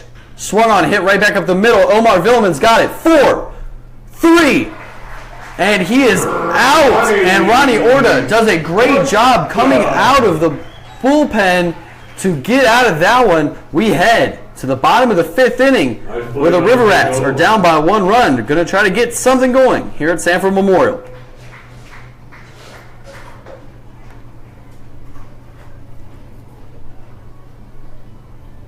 If you're under the age of 12, we're going to be sending you out on the field at the end of this half inning to race the bases. So if you want to show how fast you really are, head on down behind the Rats dugout, down the first baseline. And after this half inning, we'll send you out to race the bases. Every kid who runs the bases will get a coupon for a free premium dessert from our good friend Greg Arthur and the people at Central Florida McDonald's. And the Rats want to thank the Barberi family at Haystacks Restaurant for providing this evening's team meal. They've been a great sponsor the last couple of years. It's been a pleasure to have Tommy Barberi on the team. Visit Haystacks in Eustis for great food, great service, and great prices in a hometown atmosphere. Breakfast all day long. We appreciate Haystacks once again supporting the Rats.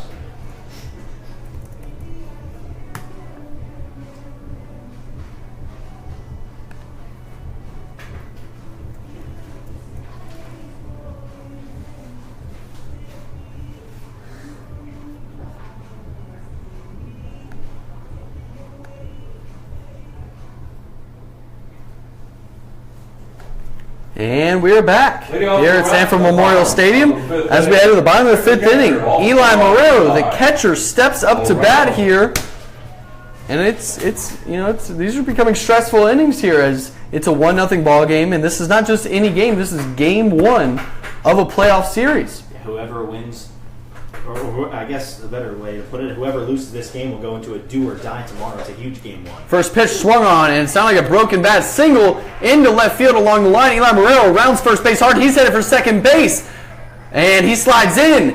And a double for Eli Marrero to start the 5th inning, and that is back-to-back leadoff doubles for the Sanford River Rats. Sadler Goodwin's going to look to do what he did back in the 4th inning, stranding that runner in second. Hard to do 2 straight innings after the squeeze. They really would have loved to put some runs on the board in the top half of the inning, stranding, or not stranding the bases loaded, but having the bases loaded, nobody out, and not being able Right to put fielder, runs on number the board. 17. And now coming up to bat, Dewar. Zach Dewar. The right fielder popped up to right field in his last at bat. And if I remember correctly, he put a charge into that one.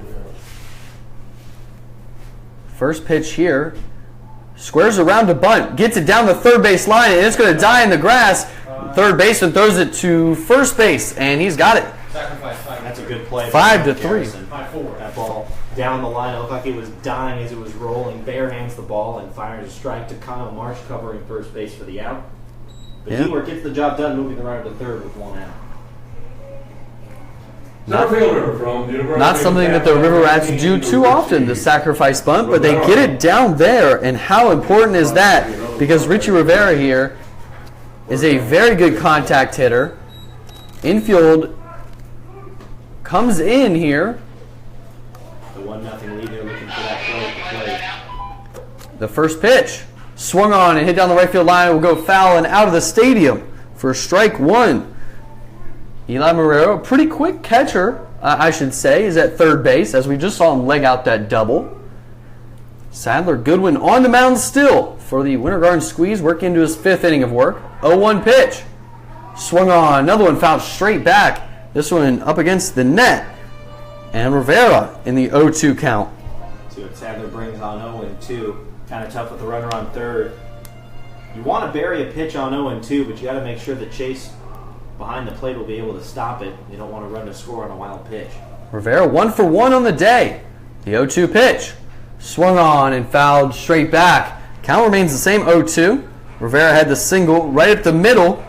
Back in the 3rd inning, then stole second base where he was later stranded. Sadler Goodwin, if I read this correctly, 43 pitches to this point. Very impressive as he's into his 5th inning of work. A lot of quick at-bats for Sadler Goodwin, which is really important. He's not stretched out too often this season, so with those numbers, you could see him go maybe into the 6th inning. And well, we don't see anybody warming up for Winter Garden, so how important is that for them moving forward? The 0-2 pitch.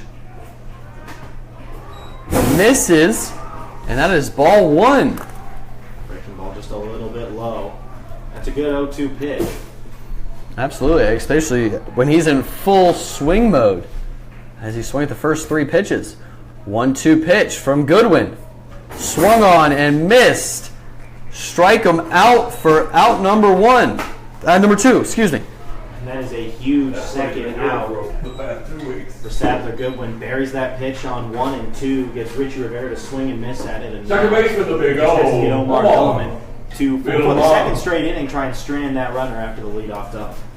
And for Goodwin, only his 2nd strikeout of the night, but I guess that's what comes with a low pitch count. Yeah, and sometimes for Sadler, his pitch count is so high because he's got so many strikeouts long at bat. Omar Villeman steps up to bat now, watches this one for ball 1, and this is the man you want at the plate in this situation with 2 outs here in the bottom of the 5th inning, down by 1 run. Runner on third base, Eli Marrero, after the leadoff double. This pitch swung on, hit the shortstop, backhanded by Frederick, and a long throw over. He's got him for out number 3. So the River Rats strand another run after a leadoff double. We head to the top of the 6th inning. Winter Garden still leads it 1-0. I release the bases. And they're off. That's a separate stat, yeah. Let's go. Party rock? Gotta touch them all, kids. Every one of them will get a freebie of dessert courtesy of Central Florida McDonald's. Down the stretch they come.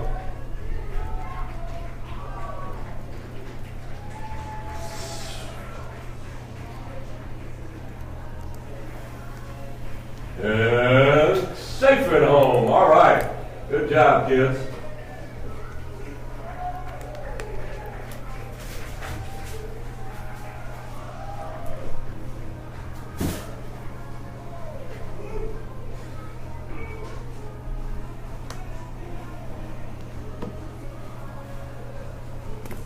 Reminder again, right here tomorrow, these same two teams, game 2 and game 3 on Friday here, if necessary. Bases loaded, nobody out. 2 bases loaded, nobody. Yeah, no, I saw that. So the worst thing you can do is go back to the pitcher. Bases loaded, nobody out.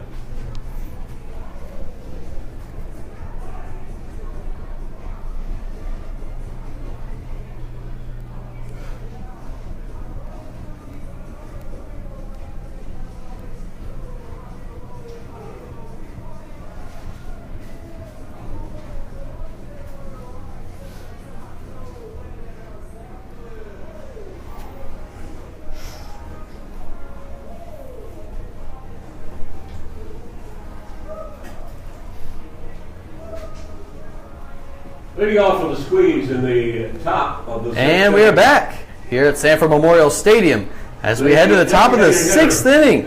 Winter Garden going to try to extend their 1-0 lead as Sadler Goodwin comes up to bat. And he has done it all so far. Amounts for the only run for the squeeze on a solo home run back in the 4th. And he shut the Rats down through 5. Going to face Ronnie Orta this time. Swings and misses at pitch number 1. Swung at the first pitch back in the 4th inning. It paid off for him, the solo home run to left field. Sat on the fastball net. He probably was there too. That slider that time. 0-1 pitch. Drops in the same slider for strike number 2. And pitch for Ronnie Orta. He came in a big spot in the 5th inning. Got out of a bases loaded, nobody out situation. He's ahead 0-2 to Goodwin. And here is that 0-2 pitch. Swung on and hit to left field, and the outfielders just look up as this ball is gone. Absolutely crushed by Sadler Goodwin. His second solo home run of the night. Didn't even see where that one landed. Yeah, it kind of looked like both the center fielder and left fielder were going out.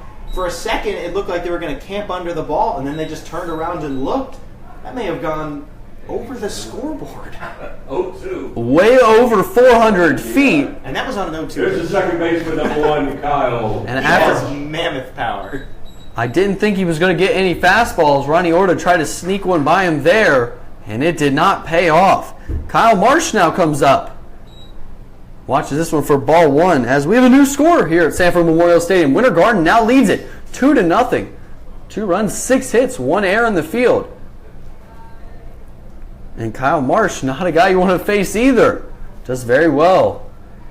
Here at Sanford Memorial, takes ball 2.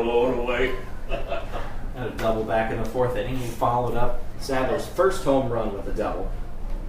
And then he was later stranded at second base. So I guess that's been the story of the night. Solo home runs and stranded runners on second base.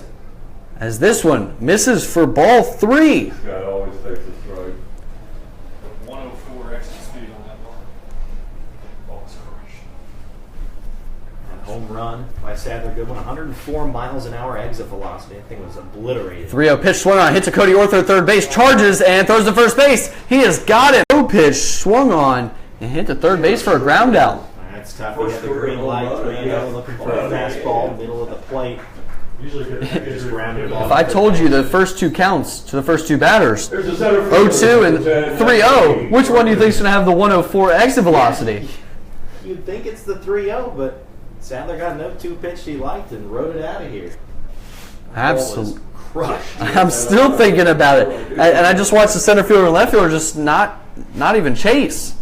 First pitch here to Cody Burgess. Inside misses for ball 1. We were still in the regular season. Those 2 home runs will put Sadler Goodwin in the lead. He had 6 in the regular season. Jacob Catsby led the Florida League with 7. 1-0 pitch. In there for strike 1. Cody will be looking for his first hit. 0-for-2 with the ground out and a pop down to foul territory. 1-1 pitch from Orta. Misses ball 2, and you have to wonder if this will be Ronnie Orta's last inning. Well, and this is the River Rats' first postseason game, so they'll have a lot of arms out there. They don't want to burn too many of them too early, though. The 2-1 pitch. Swung on and fouled straight back for strike number 2. Still in the 6th inning, a lot of baseball left to go. To find pitchers for those final 4 if this is indeed Orta's last. Final 3. And as you and I both know, Sanford, they do have a lot of come-from-behind wins. The 2-2 pitch misses high for ball 3. And you guys were the ones that broke the home winning streak. Yeah, we've actually won twice here. One was technically our home game, but the Squeeze have kind of liked playing here at Sanford Memorial. Both of their wins against the Rats have came here. The 3-2 pitch. Swung on and hit into the hole. Francis Villman backhands, long throw over to first base. He is safe as it pulled him off the bag. The base hit for Cody Burgess. And infield single at first base. It did pull Alejandro Martinez off the bag, and he tried to go for the swipe tag on Cody Burgess. He was just able to elude the tag. There's a catcher. So now Cadets bat Chase Smart, and at that point it was a 17-game home winning streak that just got snapped. As we will see a mound visit by head coach Kevin Davidson. He's going to come out, so Ronnie Orta, we will see what happens here with a runner on first base, 1 out in the top of the 6th inning. 18 pitches. Looks like he will stay in this ball game, but Orta came in with runners on first and second base. The next man up bunted down the third base line, made it bases loaded, nobody out. The next man grounded back to Ronnie Orta. He threw it for the 1-2-3 double play, and then the next batter grounded out to second base, got out of a bases loaded, no out jam. Despite giving up the home run to Sadler Goodwin, it's been an impressive outing for Ronnie Orta. That could have been a really tough inning for the Rats if the Squeeze got a base knock there. So Chase Smart comes up to bat here, following the Cody Burgess infield single.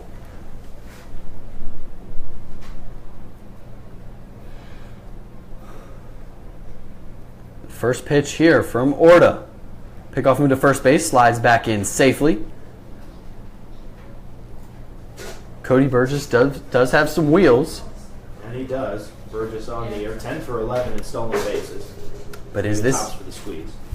this the time for a stolen base? First pitch. Swung on, hit right back to Ronnie Orta. He's going to go to second base. And on the transfer, Francis Villman loses it.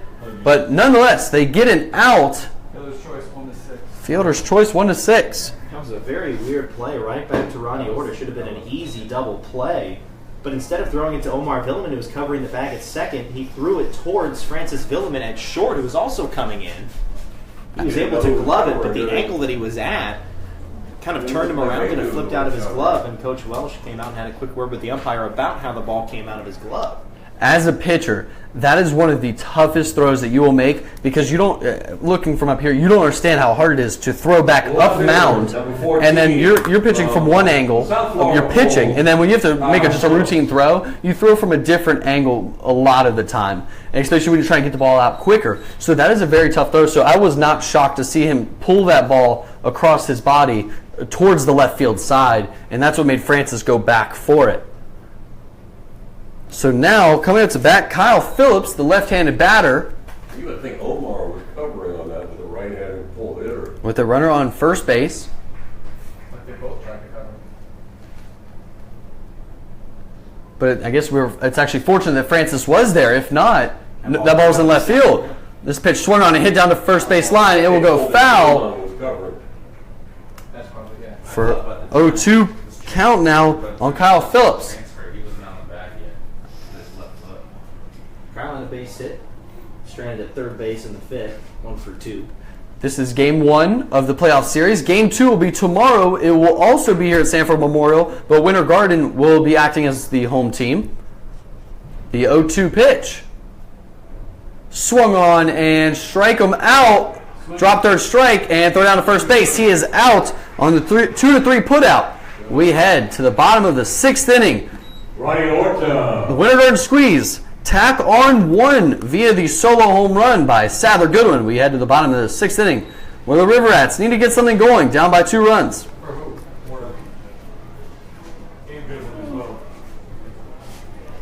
Orta's at 22. Goodwin's at 50 even. Oh, wow. Oh.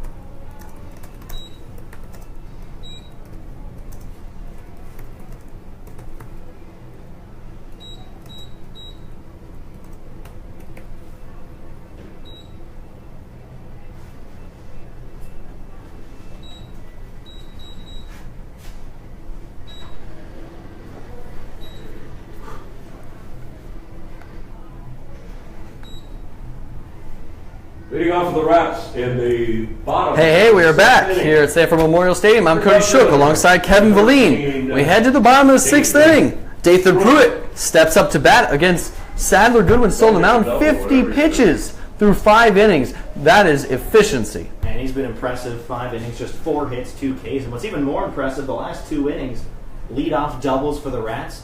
Stranded 1 at second base and 1 at third. So he's done a good job working out of trouble and holding this 2-0 squeeze lead.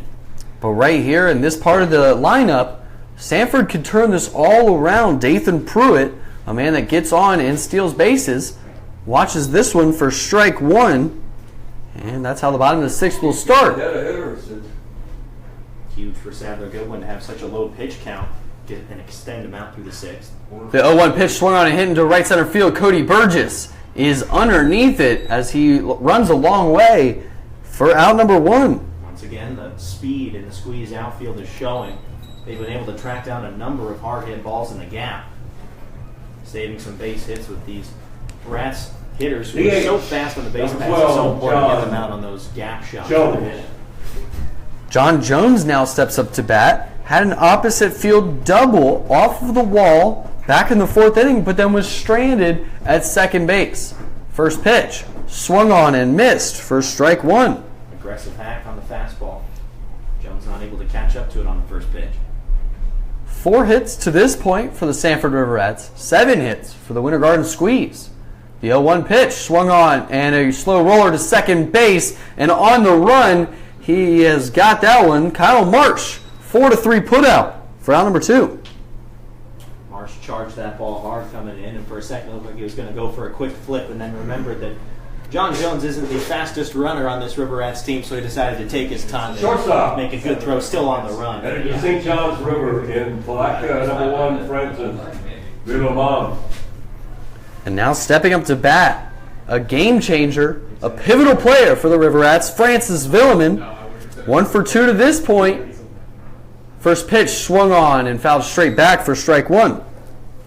River Rats still remaining aggressive, and for Sadler Goodwin, that first pitch to Francis Villamon with 2 outs and nobody on here in the 6th, that was just his 5th pitch of the inning. And I'm telling you, these River Rats, I mean, he's throwing strikes, he's getting ahead, and that is what's forcing these River Rats to be aggressive. And it doesn't look like they're going to back down and watch too many pitches. Well, it's a different style from what we've seen from Sadler. Before in the season, he was overpowering hitters, but it took a lot longer to pick up the strikeouts that he normally does.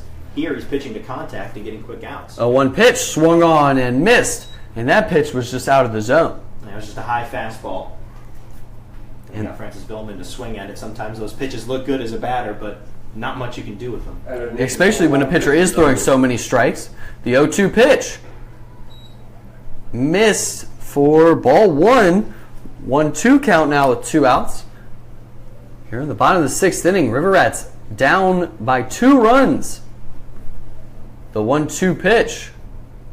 Swung on and strike him out swinging for out number 3. The offensive woes continue as we head to the top of the 7th inning. The Winter Garden Squeeze lead it 2-0. Come on up to the press box. Erica will give you the prize. If your ticket is not drawn, please hang on, because if the prize is not claimed, we're going to redraw. I'm going to call the last 3 digits of the winning ticket numbers. 170, 170, come on up. 169, 169, come on up. 086 is the winner, 086. 062, winning ticket, come on up. 927, 927 is a winner. 120, come on up. 120. 088, you got a prize up here. 088. 029. 029 is a winner. 001. 001 is a winner. 010. 010. 923, come on up. 923. 963 is a winner. 963. 940. 940 and 013. 013, you have a prize. Hang on, if your number was not called, we may have to redraw.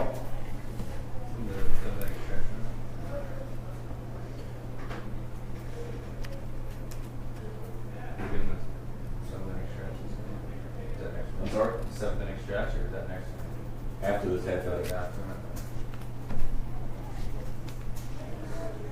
I told him to stand up there, do a 1, 2, 3, and you hit it. Hey, we are back here at Sanford Memorial Stadium. Winter Garden Squeeze lead it 2-0 as we head to the top of the 7th inning. Jonah Garrison comes up to bat to get something going here. The number 9 hole hitter up by 2 runs, looking for insurance. Ronnie Orta still on the mound for the Sanford River Rats. First pitch swung on, hit down the right field line, but it will go foul and out of the stadium. Squeeze are looking for a little bit more production from everyone not named Sadler Goodwin. Driven in both runs for the Squeeze on solo homers. 0-1 pitch here from Orta. In there for strike 2. Garrison 0 for 1 on the night with a walk, and then he was later stranded at third base. He was a part of that whole bases loaded, nobody out situation. The 0-2 pitch misses outside for ball 1. Looked like a complete waste pitch there, just to see if he would offer at it. Can't get it hurt on a pitch that's in the other batter's box. Well, I can be stand corrected, but I haven't seen it. Maybe Vladimir Guerrero could change my mind on that. 1-2 pitch in the dirt, swung on and strike him out swinging for out number 1. Spanned the zone, went outside with the 0-2 pitch. Couldn't get Garrison to chase, but that time with the breaking ball, not the same spot. Here's the first baseman for the second strike organized on first Florida swing. Pensacola, number 8, Jacob Silverstein. And now stepping up to bat, Jacob Silverstein, 2 for 3 on the night. 2 singles, has been stranded at first base and stranded at second base.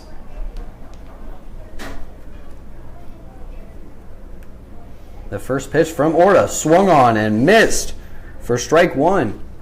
Cody Orther playing in on the infield grass at third base. For Silverstein, his last base hit was a bunt single down the third base line in the 5th. Ronnie Orta on the mound for the Rats, came in relief for Vladimir Nunez. The 0-1 pitch swung on and fouled down the left field line and out of play for strike number 2. Orta's doing a great job of getting ahead in the counts. He was able to stay in the ball game in the 6th inning.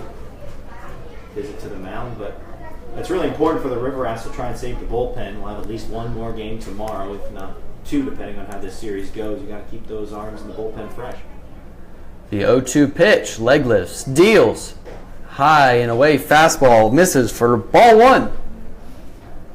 Not the same at-bat from Jonah Garrison. Gets ahead 0-2, waste pitch.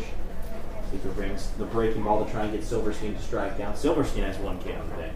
I couldn't imagine him doing the exact same pitch formation, sequence, rather. The 1-2. And it looked like he tried to come back with the curveball, but he just left that one way outside, never broke back. Ball 2. And so those will sometimes slip out of your hands, the breaking ball, and I think that's what happened there. Didn't even threaten the plate. Not too much movement on it either. 2-2 pitch here to Jacob Silverstein. Swung on and hit up against the net behind home plate. So the count remains the same, 2-2. Silverstein does a really good job of putting the bat on the ball. He'll have long at-bats. He'll strike out a decent amount of times, but he's a battler at the plate. And right here, he is battling. 2-2 count. Leg lifts, deals, misses outside for ball 3. How do you take that one? This is the most pitches that Silverstein has seen in an at-bat tonight. Saw 4 pitches in his first at-bat, 4 pitches in his second at-bat, and 1 pitch in his third at-bat, back in the 5th inning. The 3-2 pitch. Swung on and hit down the left field line. This ball is going to tail just foul. Tried to dump that ball down the left field line. Goes foul by about a foot and a half, just missing a double. And that pitch was high and away, and he just went with it. Went with it. Perfect. Took it down opposite field. Silverstein, 3-2 count here with 1 out, top of the 7th inning, up by 2 runs. Winter Garden, the number 5 seed, played last night, beat Leesburg in the play-in game. And they found themselves here in the playoffs. The 3-2 pitch. Swung on and strike them out swinging for out number 2. Third straight strikeout for Ronnie Order. All 3 swinging. Phillips, Garrison, and Silverstein. Long at bat for Jacob. And hold up on a pitch in the dirt. Honestly, if we take out Sadler Goodwin from the lineup, this is a complete pitcher's duel. Exactly. Yeah, Sadler's done it all. 2 homers. No runs on just 4 base hits. Pitching against the Rats. It has been great to see him work. Drew Frederick drops down a bunt and it goes straight back for strike 1. And that is why when you think MVP of the Florida College Summer League of the 2017 season, Sadler Goodwin, he is right there. Yeah, Jacob Catsby has his number on most offensive categories, but I think just the fact that Sadler is such a 5-tool player, he can play anywhere on the infield diamond, and he'll pitch as masterful a performance as he does tonight. I think that really vaults him up to near the top in the MVP voting. The 0-1 pitch here. We're going to continue this MVP conversation as this one misses high. When you think of an MVP, what is your criteria? What do you think of? What makes you determine an MVP? Well, the obvious one is a run producer, home runs, RBIs, but he's got to have a good batting average. 1-1 pitch misses for ball 2. And I think that's why Jacob Catsby is really at the top there, right behind Sadler in RBIs, leads the Florida League in home runs, and he's also a guy that can bat .320. So I think he's got all 3 of those categories pretty well rounded out. 2-1 pitch misses outside 3-1. And for me, when I think of an MVP, I think of, if you take this man off this team, where will that team be? And I've thought about it as the 3-1 pitch here from Orta. Swung on and hit into the right center field gap. Zach Dewart is back, and it bounces off his glove as Frederick is headed to second base, and he's got himself a 2-out double to right field. That was almost caught for out number 3 off of his glove, going all the way to the wall. Good job for Drew Frederick. That was a line drive. For Drew, he really needed that. He was 0 for 3, and he grounded into that 1-2-3 double play in the 5th. So that'll up his confidence and give Kyle Corbin a chance to try to drive in an insurance run for the squeeze. As you mentioned, Kyle Corbin comes up. And so to continue, I've thought about it. Sadler Goodwin, take him off this team. I think he made them a playoff team. They're the 5 seed. Leading that offense for the better part of a month and providing good starts from the rotation and out of the bullpen. He's really done it all to keep the squeeze in the race all year. And the first pitch to Corbin. Misses outside for ball 1. And I think about that, if you take a guy off of another team, where would that team be? And, you know, the River Rats, these guys are all really good. But there's not one guy that I think if you take him off that team, they're not the number 1 seed. The 1-0 pitch here to Kyle Corbin. Swings at it and goes down the left field line and out. And if you think of it along the same lines as that, going from Jacob Catsby, the other kind of clear MVP candidate in Winter Park, that offense up and down the line is so good. Obviously, if you take Catsby out of there, it hurts, but I think Sadler's such a focal point of this offense, and through their struggles, he was able to lead them to some much-needed victories. Absolutely. And at this point, as the 1-1 pitch here from Orta, pickoff move to second base, slides in safely. And it doesn't matter how you get in the playoffs. It doesn't matter what your seed is in the playoffs. If you get there, you can win. You never know. So Sadler Goodwin, if your job is to get me to the playoffs and then you guys turn it on from there, Sadler Goodwin, you're the MVP. And that's where it's been really important. That we talked about at the beginning of the broadcast, the Squeeze really struggling with injuries midway through the season. But luckily for them, they got those key contributors, Sadler Goodwin and Kyle Corbin, back with enough time to get their feet back under them. Each of them, well, Corbin had about a week, Sadler about 2 weeks, to really turn it on for the postseason. And I think that's why they're doing so well, beating Leesburg and giving Sanford a run for their money in Game 1. And I don't think we could talk about it enough that he hits and he pitches. Right now, he is throwing a shutout through 6 innings, and he's got 2 solo home runs. The 1-1 pitch. Inside misses for ball 2 on Corbin. Okay, thanks.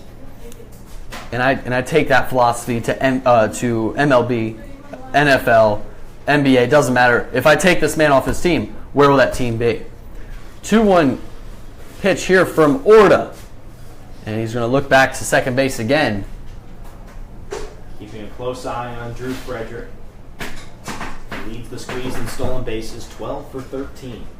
Base hit, most likely scoring from second. The 2-1 pitch. Check swing. He did not go. Ball 3. And if Kyle Corbin is able to walk, Sadler Goodwin comes up. And that'll mean that for the first time he'll be able to hit with runners in scoring position. Runner, yeah, absolutely. And that might be the end of the day for Ronnie Orta.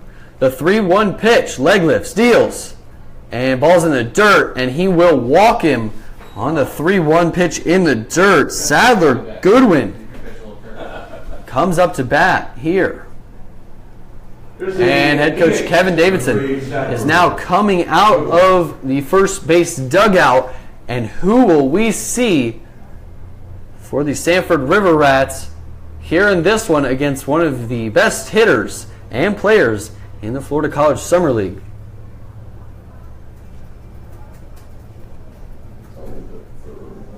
And that looks like number 29, Michael Gizzi from Marshall, a guy that throws 90 miles per hour with electric stuff, Michael Gizzi. So we'll take a quick break here at Sanford Memorial Stadium in the 7th inning as a new pitcher comes on with 2 outs and runners on first and second base. Michael Gizzi, the new pitcher.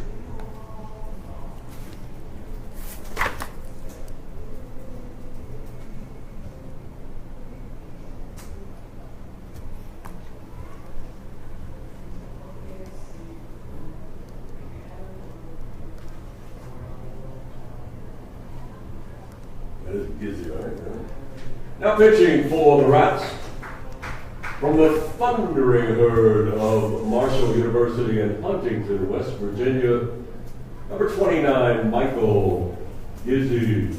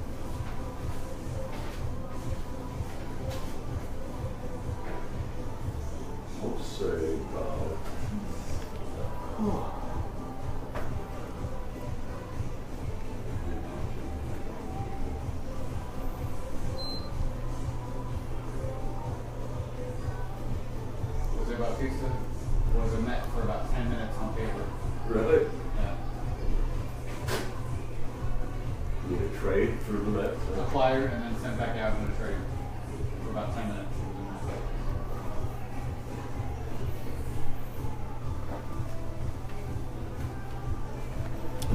And we are back here at Sanford Memorial Stadium. Michael Gizzi, the new pitcher on the mound from Marshall, the Thundering Herd in Huntington, West Virginia. A very awesome guy on and off the field. I've had him up here in the press box, on the radio, on Facebook Live, and an absolute great guy and one of my favorite players and pitchers on the mound here.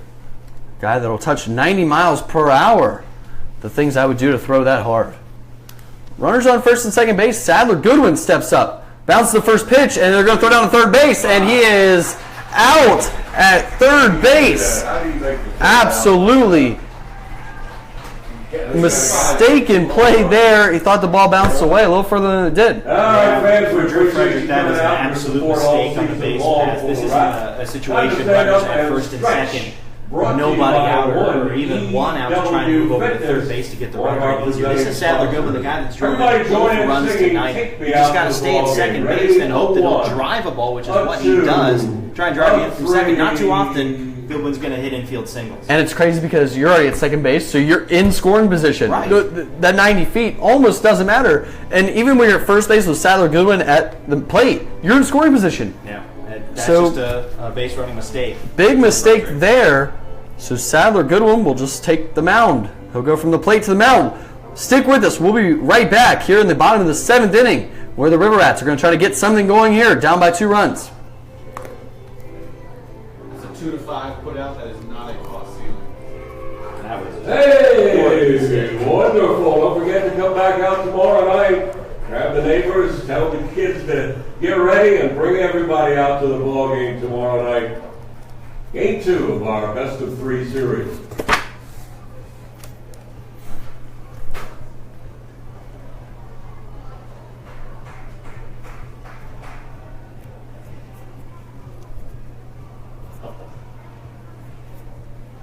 That looked like a rat play right there, running into the third out like that. Gizzi was mowing him down, right? 1 pitch, 1 out. Not even a strike. Not even.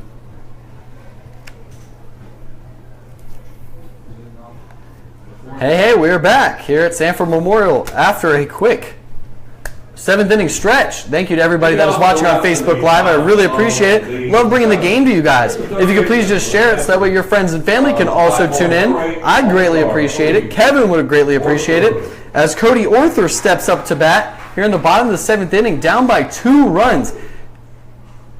And this is game 1 of a playoff series between the number 1 and the number 5 seed. The first pitch to Orther misses for ball 1. Sadler Goodwin back out on the mound for his 7th inning of work. Been able to keep that pitch count down, allowing him to work deep into this ball game. The 1-0 pitch here to Orther misses for ball 2. And you have to wonder, the guy that plays both ways, pitches, hits, does it all. He's rounded the bases twice tonight, so he's, running that energy bar down. Do you think he gets tired? At what point? He's been looking good so far. We'll see in this 7th inning. This is usually the limit for Florida League pitchers. The 2-0 pitch misses for ball 3. Goodwin hasn't pitched any more than 4 innings this summer.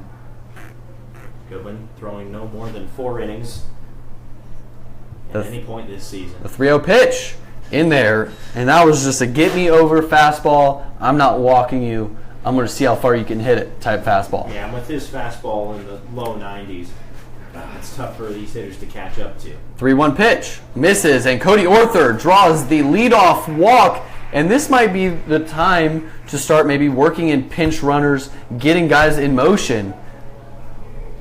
For Sadler Goodwin, that's his first walk of the night, first time we've really seen control waver on him.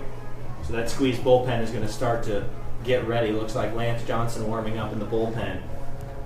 With just a 2-0 lead, I think Coach Walsh is going to have a quick hook here in the 7th if Sadler lets another base runner over. First baseman. As you say that, there is somebody warming up in the squeeze bullpen. And it's got to be tough. He went from literally the batter's box to the pitcher's mound. You don't see that very often. You don't see that in that situation. I'm sure he was amped up with runners at first and second. but not able to even swing the bat once. So Cody Arthur on first base. Alejandro Martinez steps up to bat and watches strike number 1 on the inside corner. Sadler just needing to throw strikes. It's worked for him so far, just getting River Rats to hit the ball on the ground a lot. The ball in play, and that's what's allowed him to get so many quick outs. Martinez has come up to bat in both at bats tonight with runners on base. Pickoff to move to first base. Rats do first base coach. Parker Quinn. Who is? Parker Quinn. Is it? Oh, 0-1 count here on Martinez. 2 home runs on the year. Watches this one for ball 1. Martinez, 17 RBIs and 14 walks. So they're sporting that 250 batting average, 14 walks and 1 hit by pitch. Gets on base. The 1-1 pitch swung on and a cue ball down the first base line. No one's covering first base, and Alejandro Martinez has himself an infield single. And that's the risk that you run, putting Jacob Silverstein at first base. He's not really a first baseman at all, playing all of his games in the outfield, and right there he charges in on that ball thinking he'll get it and flip to Kyle Marsh for the out, but it goes to Sadler and no one's able to get there in time. So a defensive miscue for Jacob Silverstein, and now it's going to be tough to get out of this inning. And that's not Sadler Goodwin's fault. You can't really take him out of the game because of that. I mean, it was weak contact. That's what you look for. And he will stay in the game, obviously, as Eli Marrero steps up to bat. Has a double in this ball game down the left field line. And that was back in the 5th inning. Squares around a bunt. Runners on first and second base. Gets it down the third base line. It is a beauty. The only play is third base. He's going to throw it to third, and he is safe. Bases loaded on the base hit bunt. And Sadler Goodwin just getting a little bit too greedy. He looked over at third base, and he probably should have thought that there was no chance, as he was already sliding in, should have turned around to throw to first base. But do you think he would have had him at first? I think he would have had a better chance than going to third base. Better chance, but with Sadler's arm, he was in a good spot to make that throw. I think that he should have looked at third base and realized there's no chance he's sliding in right now. But sometimes it's a heat of the moment. It's a heat of the moment, completely play. And I think for a pitcher, as I'm sure that ground isn't really the driest, as it did rain earlier. So I'm sure it's not the driest out there. For him to spin, throw, and on the money to first base, if he misses, 2 runs score. So I think you either put that one in your pocket, because that was a beautiful bunt down the third base line, or I guess the only play is third base. But I mean, he threw that ball so hard that what if that one went down the left field line? Yeah, that was a good stop at third base by Jonah Garrison, and now Sadler's going to be looking for a ground ball that they can throw home for at least 1 out at home. You've got a 2-0 lead. Protect home plate. As Zach Dewart comes up to bat, the right fielder has a sacrifice bunt and a pop-up to right field.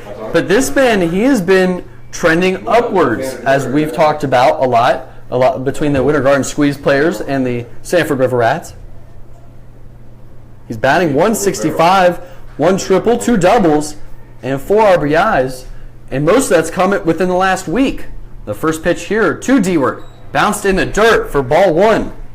For the River Rats, base is loaded, nobody out. A ball is yet to reach the outfield. A walk. And a defensive miscue at first base on a ground ball up the line and a bunt base hit. First and third baseman in front of the bag here. Middle infielder's back because they know 2 outs more important than that 1 run. The 1-0 pitch misses outside, ball 2. Sadler's just got to throw strikes right here. You do not want to walk in a run. They'll leave the bases still loaded with nobody out.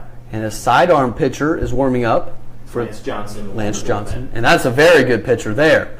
The 2-0 pitch missed for ball 3, and the River Rats are going to want to cash in here before Lance Johnson comes in this game, because he's been known to shut innings down. Yeah, and he's come in a couple of clutch situations like this and come up big. But for Sadler Goodwin, he's just got to throw strikes. 3-0 to Dewart. And here's the pitch. And he misses. Ball 4. Oh. Excuse me. Wow. That was called a strike. That should have been ball 4. Oh, man. I think that was in the dirt. Alejandro Martinez is asleep at second base. Wow, that could have been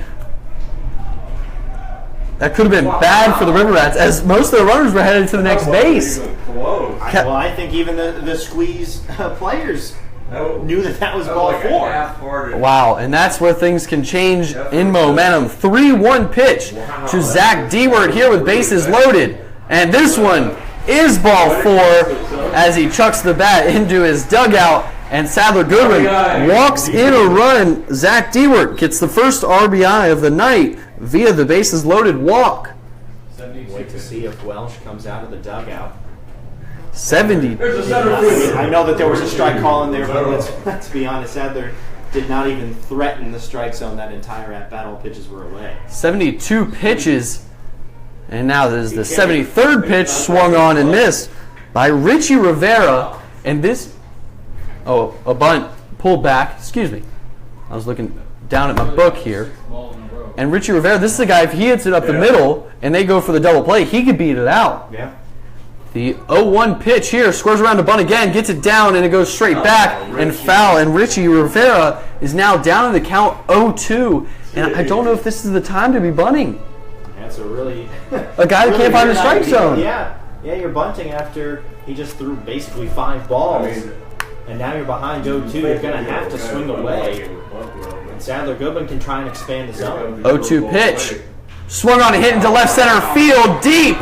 And this ball is going to drop. One run is going to score as it hits off the wall, and the runners will be held up. So a 380-foot single off the wall ties this ball game up 2-2. Richie Rivera, RBI single.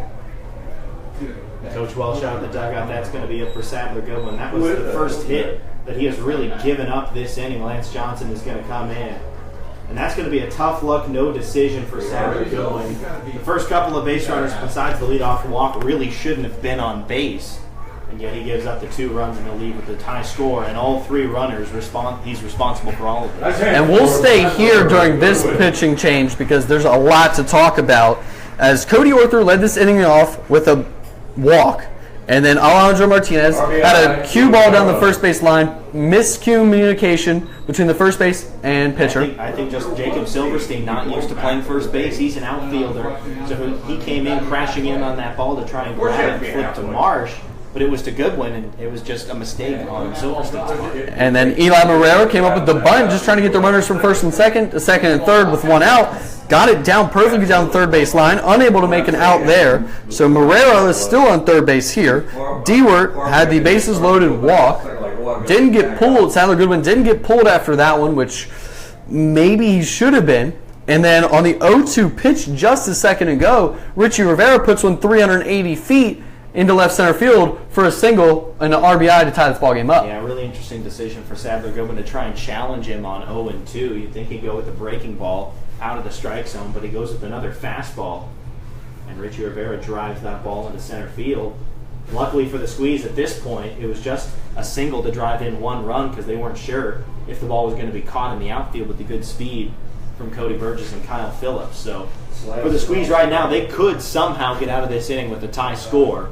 That's going to take some good pitching from Lance Johnson to get out of this inning. But the Reds have done it before. But if anybody could do it for this Winter Garden team, it's Lance Johnson. Am I correct? Lance Johnson 2-1 with a 2.38 ERA, 34 innings on the mound out of the bullpen. That's the most for the Squeeze in general, not just out of the rotation or bullpen. He has pitched a ton of innings and he has come in these high leverage spots throughout the year and has done well getting them out of jam. Yeah, I'm looking at his stats right here. 2.38 ERA, 20 appearances. And really, only one of those was a poor outing. It was, I think, 5 earned runs in 2/3 of an inning. So you take that performance out of there. There's a second baseman. Wow. And now coming into bat, Omar Villeman with bases loaded here in the bottom of the 7th inning. River Rats have already scratched together 2 runs. Nobody out here. Lance Johnson on the mound. First pitch. Misses outside for ball 1. And I know I've seen Lance Johnson a few times here at Sanford because these games are always very close between these 2 teams. The 1-0 pitch here on Villeman. inside, misses for ball 2, and that's a pitch that I think could go either way. We've seen it go either way tonight. Now it's a fastball in the inside corner.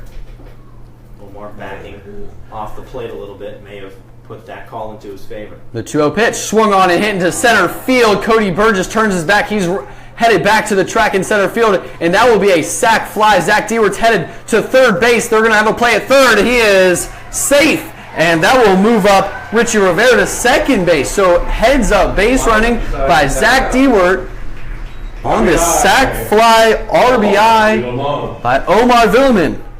And now we have a new score here at Sanford Memorial Stadium. The River Rats go up on top, 3-2 here in the bottom of the 7th inning. Omar did his job. Fly ball into center field. Took Cody Burgess near to the track to make the catch. River Rats take the lead. Lance Johnson now. Tough spot runners in second and third. Nobody out. You really want to keep this a one-run ball game. The power arms the Rats have in the dugout, in the bullpen rather. And the Squeeze have really struggled to score runs tonight. And now stepping up to bat, Dathan Pruitt. Stepped off by Lance Johnson, and now Sadler Goodwin would be in line for the loss at this moment, just to point out. First pitch in there for strike 1 on Dathan Pruitt. 0 for 3 on the night. For Sadler Goodwin, that'd be one of the most hard luck losses you'll ever see. This inning really not even his fault. And that would be his first loss of the year. The 0-1 pitch misses outside, but I'm not saying that he's getting the loss. There's a lot of ball to be played here in this ball game. There's still 2 innings to go, and if Lance Johnson can escape this inning, we'll run 1-run score. Sadler Goodwin could come up and tie the game right back up. Absolutely. 1-1 pitch, 1 out, runners on second and third, as this pitch misses too far inside. 2-1 count. Now on Dathan Pruitt. Infield is in here. Going for the play at the Absolutely. plate. You can't fall too far behind with Sanford, especially when they have C.J. Carter for the 9th inning. Dewart on third base. Try and keep it as close as you can. Richie Rivera on second, so the 2-1 pitch swung on and fouled straight back. 2 balls, 2 strikes. If Dathan Pruitt puts this ball into the outfield and gets it down, let's just say for a single, Richie Rivera most likely going to score from second base. Very quick wheels on the base paths right now. Yeah, most likely. And any base hit should score him from second base unless it's a very hard hit ball to left field. The speed on the base pass for the Rats. 2-2 count here. Lance Johnson on the mound. Runners on second and third. Dathan Pruitt with 1 out. The 2-2 pitch. Swung on a hit to left field. This ball is deep along the track. Over the wall. 3-run home run by Dathan Pruitt. Touch 'em all. Dathan Pruitt makes this ball game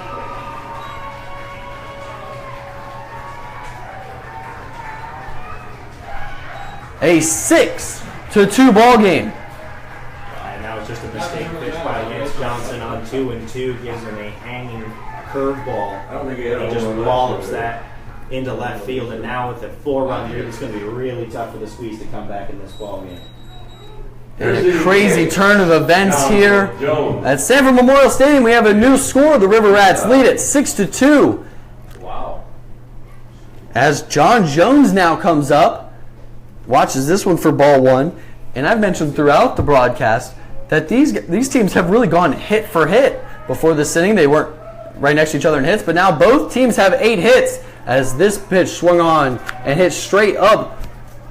The pitcher, Lance Johnson, was the closest one to it, and he lets it drop to the ground. Pretty sure he didn't let it drop. Yeah, he didn't let it drop. Excuse me. That's an error for prolonging the time at bat. Those are tough for Lance Johnson. Pitcher coming way off the mound into foul territory, and those balls can kind of move with the wind last second, and it bounces off of his glove. But this inning has gone from bad to worse for the Squeeze. The 1-1 pitch drops in the curveball for strike 2.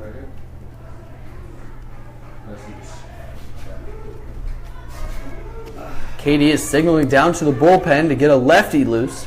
The 1-1 pitch swung on and hit down the left field line. This one will also be in foul territory. Kyle Phillips slides, and he has got it. Another incredible play by Kyle Phillips down the left field line. Went from the grass to the gravel to make that one out number 2. And it was a very early Kyle slide. Phillips with the play. He was basically sitting on the ground There's a waiting for that shortstop. ball to drop and make the catch. Number 1, Francis. Phillips has had a couple of nice Real long. catches down the left field foul line. And now coming up to bat, Francis Villeman, the last batter in this inning that has not made a plate appearance. The first pitch in there for strike 1. Going with the base hit in the second. He's 1 for 3. Here in the bottom of the 7th inning, the first 5 batters that came to the plate all scored. The 0-1 pitch misses inside, ball 1. See a lot of activity down the first base line in the bullpen. The 1-1 pitch swung on and hit into shallow left field. Drew Frederick, the shortstop, is back, and he has got it for out number 3. So the River Rats tack on All right, we got a lucky 6 contestant runs down there on the here in the field. bottom of the 7th And inning we'll send it to down. take the 6-2 lead in Game 1 of this playoff series. We head to the top of the 8th inning where the River Rats are going to try to shut it down. Stick with us for the rest of this one. Everybody in this line have 2 tickets for tomorrow's game. You can choose these tickets to walk away here a winner, or you can choose what's in the box. I don't know what's in the box. It could be anything. It could be that video game console you've always wanted. It could be a laptop. It could be a dog. But it could be nothing. It could be a piece of shoes down. It could be anything in the world. What do you choose? Tickets or the box? Choose the box? Alright, let's open it up. Let's see. Let's see what's inside here. It's, oh my goodness, it's a dog. It's a hot dog. Get it up, Messiah. Back to you, Robert.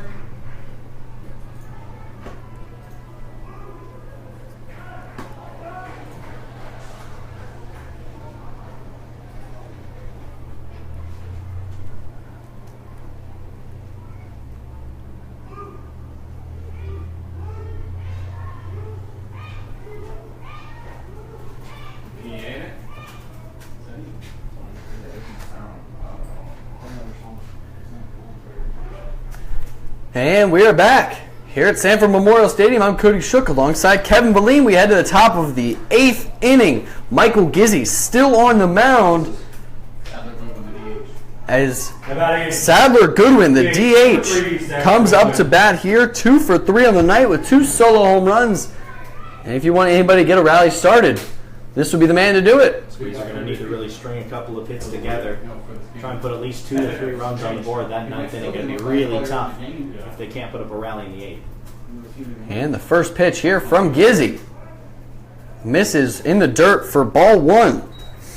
Not a guy you want to fall behind, but then again, not a guy you want to get up on. He was up at down to count 0-2. You can't really win either way, I guess. When a man is hot, he's hot. 1-0 pitch here from Gizzy, a big right-handed pitcher, gets inside for ball 2. That nearly hit him. Goodman just able to get out of the way in time. And Gizzy, despite getting that final out of the 3rd inning, he hasn't hit the strike zone. 3 balls and 2 have been in the dirt, and that one came way inside on Goodwin. And here is the 2-0 pitch as it misses high for ball 3. Gizzy, a guy that's going to touch 90 miles per hour. Has a great 12-6 curveball from Marshall. The 3-0 pitch. Swung on and hit down the third base line. Cody Orther to his knees has it. Throw to first base. 2-hopper. And a great pick by Alejandro Martinez for out number 1. That's a huge first out to get Sadler Goodwin on a 3-0 pitch. Down in the zone and grounds out to third Going to base. play second baseman number 1, Kyle Marsh. And now Kyle Marsh comes up to bat. Had a 3-0 count in his last at bat. And what did he do with it? Hit it Rounded out 5-3. to third base. So hopefully Michael Gizzy doesn't get it down, up in the count 0-2 here. As the first pitch in there for strike 1. And I say that because I just don't want it to be the exact opposite of what happened in the 6th inning. 0-2 pitch here because I know Kyle Marsh loves Sanford and he does have home run pop. The 0-1 pitch swung on and hit to left field. Dathan Pruitt back to the track up against the wall. He has got it for out number 2. And that ball was belted to left field. Pruitt, it kind of looked like he stopped for a second thinking he was under it and then had to go all the way back to the wall to make the catch. Burgess. Honestly, when he hit that ball, I thought it was out. I thought it was out. And now it's back Cody Burgess with 2 outs. Here in the top of the 8th inning, and they need to get something going here. On a different night, maybe. First pitch. Michael Gizzi now going from the stretch here. In there for strike 1, and that one I assume was the 90-mile-per-hour fastball that Gizzi can get up to. Yeah, fastball right down the middle. To get a strike, get ahead of Cody Burgess. 0-1 pitch. Misses away for ball 1. Burgess is 1 for 3 on the night. Has seen a lot of pitches, though. 2 full counts to this point. 1-1 pitch here. Misses ball 2. So he's really just needing base runners down by 4. So it's really important for Cody Burgess to get on, try and extend the inning to at least put a run or 2 up on the board. And you wonder, will C.J. Carter make an appearance in this game, not being a safe situation? The 3-1 or 2-1 pitch swung on and missed for strike number 2. And Cody Burgess was swinging for the fences on that pitch, fastball, middle in. Took a huge hack and miss. Do you bring in your closer when it's not a safe situation? In an important game like this, you only need 2 wins to move on. I say yes, try and lock down that win. He doesn't have to pitch too often. 2-2 pitch swung on and hit down the first base line and fouls it off of the net, so the count remains the same. And we have 2s on the board, 2 balls, 2 strikes, 2 outs. Because if you think about it, you only need 3 victories to win the whole thing. So that would mean in the course of 4 days, you would only need your closer to come in 3 times. That's not unheard of. Three games in 4 days if you really need it. Especially with a possible rest day in there on that Saturday. The 2-2 pitch swung on and hit down the third base line. Cody with the lays out for it, hits off the glove. And Cody Burgess. One Cody hits it to another, and this one is an infield single. Good job by Orther to at least get a glove on that ball. It could have gone down the line for a double. But for Cody Burgess, he did his job, get on base and extend the inning for Chase Smart. And Chase Smart, another one of those guys that you want at the plate. 1 through 9, this Winter Garden team, they can get something going here. The first pitch here to Chase Smart, 0 for 3 on the night. Swung on and hit high in the air. A towering fly to second base. Omar Villeman is under it, and he has got it for out number 3. We head to the bottom of the 8th inning where the River Rats are going to try to add on to their 6-2 lead here at Sanford Memorial Stadium. Thank you all so much for tuning in to this one.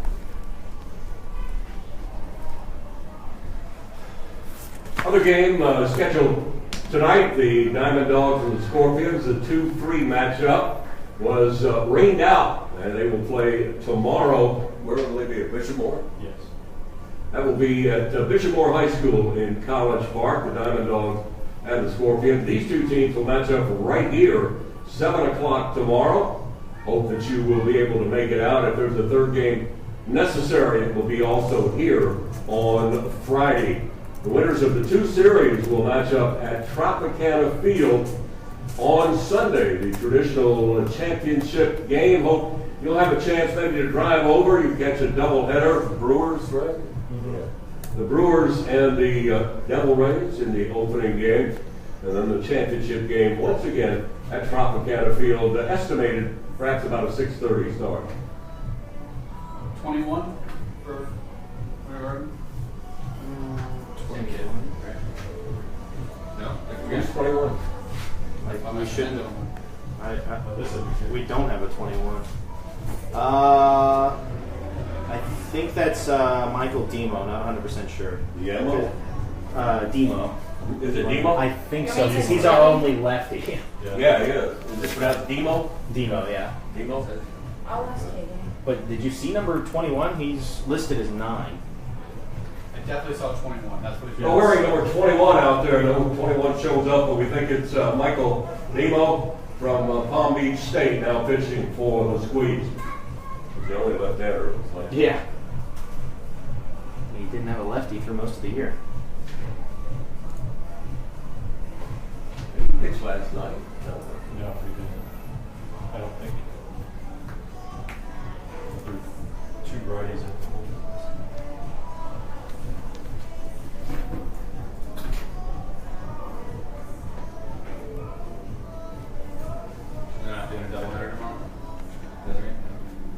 Leading off for the Rats in the bottom. And we're back here at Sanford Memorial Stadium.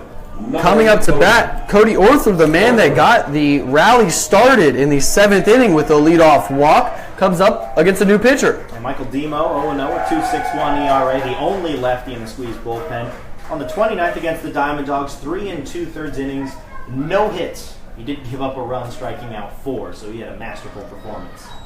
His first pitch of the night misses for ball 1.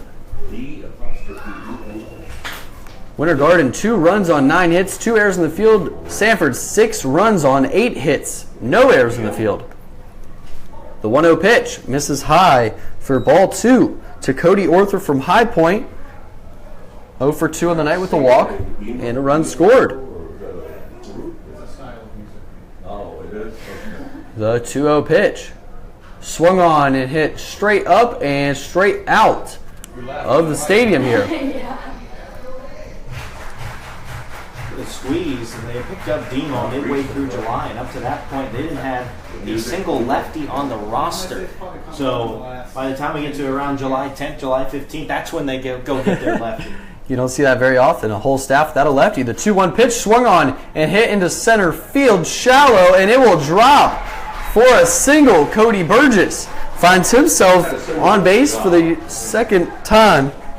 Cody Arthur, excuse me. Oh, it's hit to Cody Burgess. Messing up all the Codys here. Cody Arthur hits it to Cody Burgess for the single. And that's what happened at the top of the inning. Cody Burgess with the base hit to Cody Arthur. They're trying to get in your head.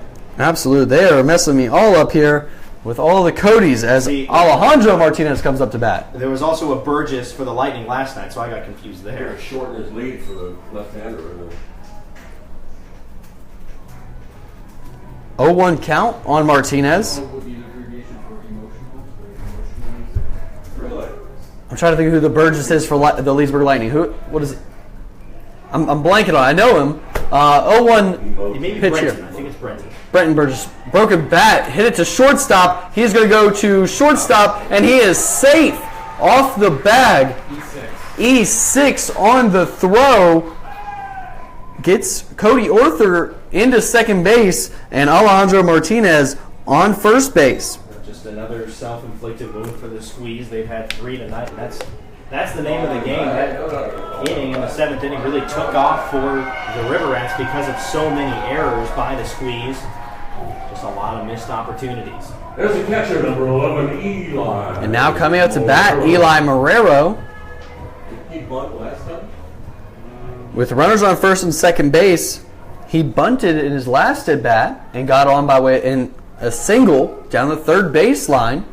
And then we might as well do it again, right? Cody Arthur on first, Alejandro Martinez on, and double steal. No one's covering third base. The throw in is high and too late. Double steal, Cody Arthur to third base, Alejandro Martinez to second base on the double steal. And you had to play him like that because Eli Marrero dropped the bunt down last time in his last at bat just an inning ago. The 1-0 pitch swung on, fouled straight back for strike 1. 1-1 count now with nobody out. Demo really has to keep this game right where it is at 6-2. That's already a tough spot, 4 runs to tie it up in the 9th inning. You can't let the River Rats get any more on the board. The 1-1 pitch misses high and away for ball 2.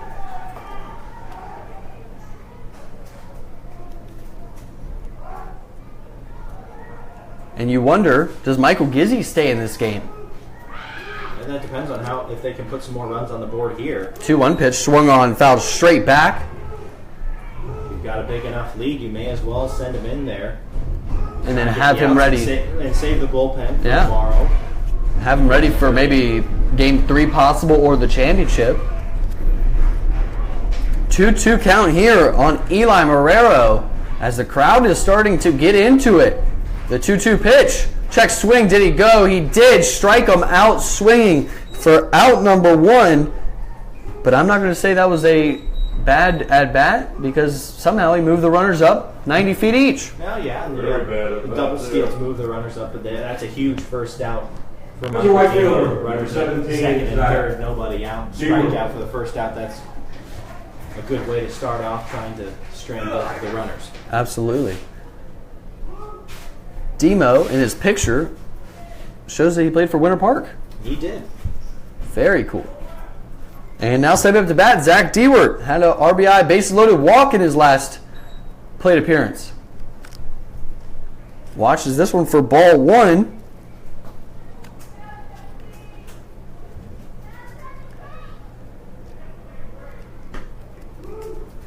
One 0 count here with 1 out. Bottom of the 8th inning. Runners on second and third as this pitch misses outside for ball 2. You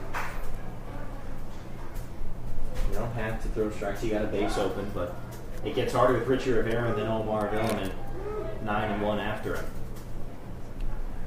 The 2-0 pitch misses high, ball 3. And around the league, game 1 of the other side of the bracket was rained out tonight between the Altamont Springs Scorpions and the Winter Park Diamond Dogs. The 3-0 pitch to Dewart misses, and he's going to walk him on 4 straight pitches to load the bases. And on the last day of the regular season, Winter Park lost to the Sanford River Rats to give the River Rats the 30 wins. And because Winter Park lost that game, they dropped from the 2 seed to the 3 seed. Which is pretty crazy because the Diamond Dogs were hot on the heels of the River Rats first place for a month, basically up to the All-Star break. They had a rough second half. Richie Rivera up to bat now, swings at the first pitch. And what I've always been told as a hitter and as a pitcher, if you walk a guy on 4 pitches, don't swing at the next pitch. That ball probably wasn't a strike, but Richie Rivera getting aggressive with the bases loaded, swings and misses. The 0-1 pitch swung on and fouled straight back. And you know what? I'm not really allowed to talk because Richie Rivera is 1,000,000,000% better of a hitter than I am. So I'm going to let him do his thing down there. He's in an 0-2 hole, but he was in an 0-2 count back in the 7th inning, had an RBI single. Drove that ball into the wall in center field, so saw the ball well on 0-2 last time. 0-2 count here on Richie Rivera with bases loaded. Swings at it and fouls it straight back for just another pitch here for Richie Rivera. And you wonder, why did they go to the left-handed pitcher here, as most right-handed hitters like to hit off of left-handed pitchers? Do you wonder, is that a play for later on down the week? They may just not have had anybody else that they wanted in that spot. The 0-2 pitch misses high for ball 1. Demo was good in his last appearance. Like I said, 3 2/3, no hits against a potent Diamond Dogs lineup. So they had confidence in him here in the 8th, and he's trying to escape a big jam. Bases loaded, 1-2 count. Richie Rivera swings at it, pops it straight up. The catcher, Smart, has got a play on it, but he is unable to make the grab. No play. Those are really tough coming behind the plate in foul territory. Usually the wind will knock that ball around and it can be tough to see, and I think that's what happened to Chase Smart. He wasn't under it at all when it came down. We're here in the bottom of the 8th inning. Bases loaded, 1-2 count on Richie Rivera. The River Rats lead it 6-2 with 1 out. The 1-2 pitch swung on a hit into left field. 1 run's going to score, and they're going to hold him at third base. So we have a new score here at Sanford Memorial Stadium. Richie Rivera drives in his second RBI of the night. And it is now a 7-2 ball game. That play's going to haunt Chase Smart behind the plate. Second baseman. Out number 2. Best average The catch in the next over his pitch. 2-year career in league history.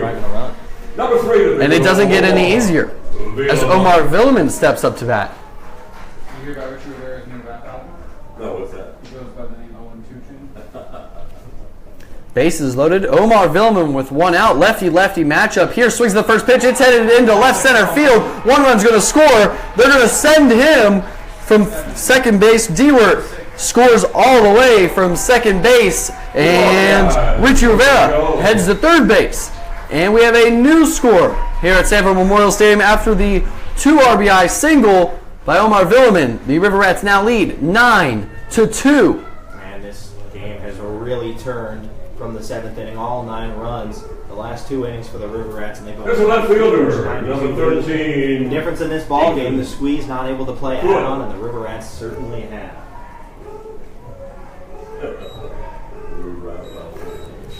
And they're going to let him stay out there on the mound. No reason to go to the next man up. As Dathan Pruitt comes up to bat here with 1 out. Runners on first and third base. Dathan Pruitt had the 3-run home run just an inning ago. Watches this one for ball 1. This is game 1 of a 3-game series between the number 1 seed Sanford River Rats and the number 5 seed Winter Garden Squeeze. The 1-0 pitch, ball, and he's going to be thrown out at second base. Omar Villeman. You don't send it. You just don't. Thrown out. Chase Smart from his knees. A throw on the money to get a very speedy runner at second base. Chase Smart showing off of his arm behind the plate. Yeah, like you mentioned, from his knees right down to second base and just getting. And Chase Smart, he practices those throws from his knees as he's had a few of them in the warm-ups. The 2-0 pitch swung and hit to third base. Long throw over to first. 5-3 put out for out number 3. The River Rats tack on 3 runs in the bottom of the 8th. We take it to the top of the 9th with the River Rats going to try to put an end to this one, up 9-2. Stick with us for 3 more outs of regulation play. Good people, good food, and they supply tonight's team meal again. Walgreens in the house tonight with their commemorative photo giveaway, and of course the Sanford Herald and Waste Pro, as always, our presenting sponsor of the Rats. I'm sorry, they just, I think he's got green light to go whenever he wants. So, player going. Yeah, I mean, you got a left-handed pitcher who's holding you. And, you know, you're not that. It's 1 out. You got a guy that can play won't route it to double plays fast, you know. 32. I don't know. New pitcher. Logan Lyle, Is that loud? perhaps. I could take Gizzy out. He didn't throw much, right? Want to save him for another day? Pitch count? Yeah, but when you're going good, you know, you're throwing strikes. Logan Lyle. Yeah, it's a little bit wild. What numbers he wearing tonight? 32. Actually, the correct one in the program as well. They switched those 30 and 32. And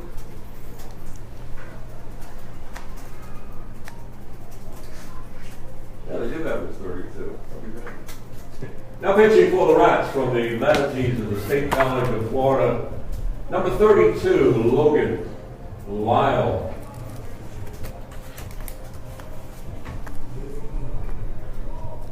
I ask you the 2 Rats pitchers that have 4 wins. 2 rat pitchers have 4 wins. Logan Lyle. He's one. I'll give you a hint. It's not Mikey. Darn, that was going to be my guess. I'll give you a hint. Haystacks. Tommy Barber. Never pitches here.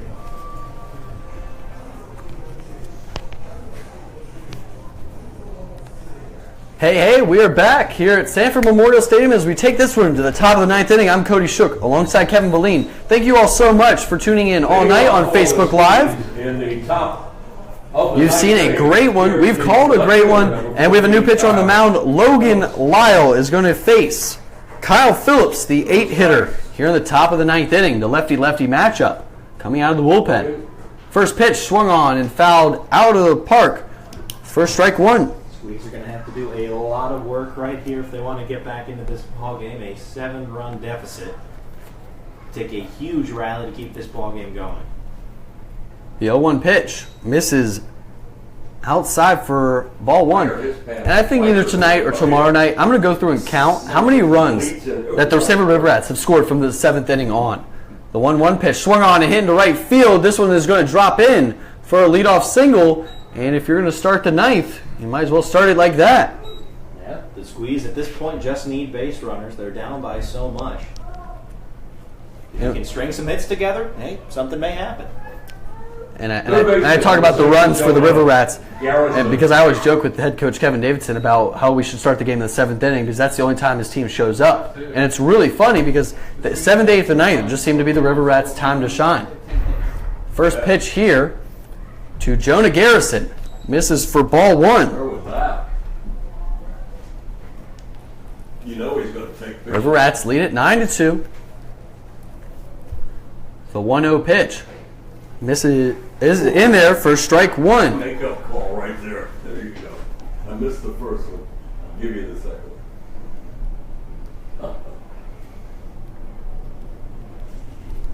one. 1-1 pitch here from Logan Lyle. In there for strike 2. And a big shout out to nationstrucks.com.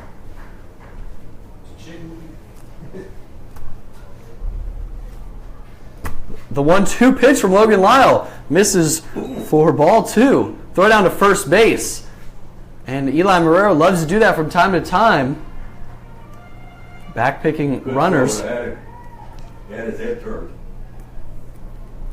Jonah Garrison 0 for 2 with the walk tonight, then later straining on third base. This pitch swung on and strike him out swinging for out number 1. Rough day at the plate for Jonah Garrison. 0 for 3, 1 walk, but he struck out 3 times. First baseman, number 8, Jacob Silverstein.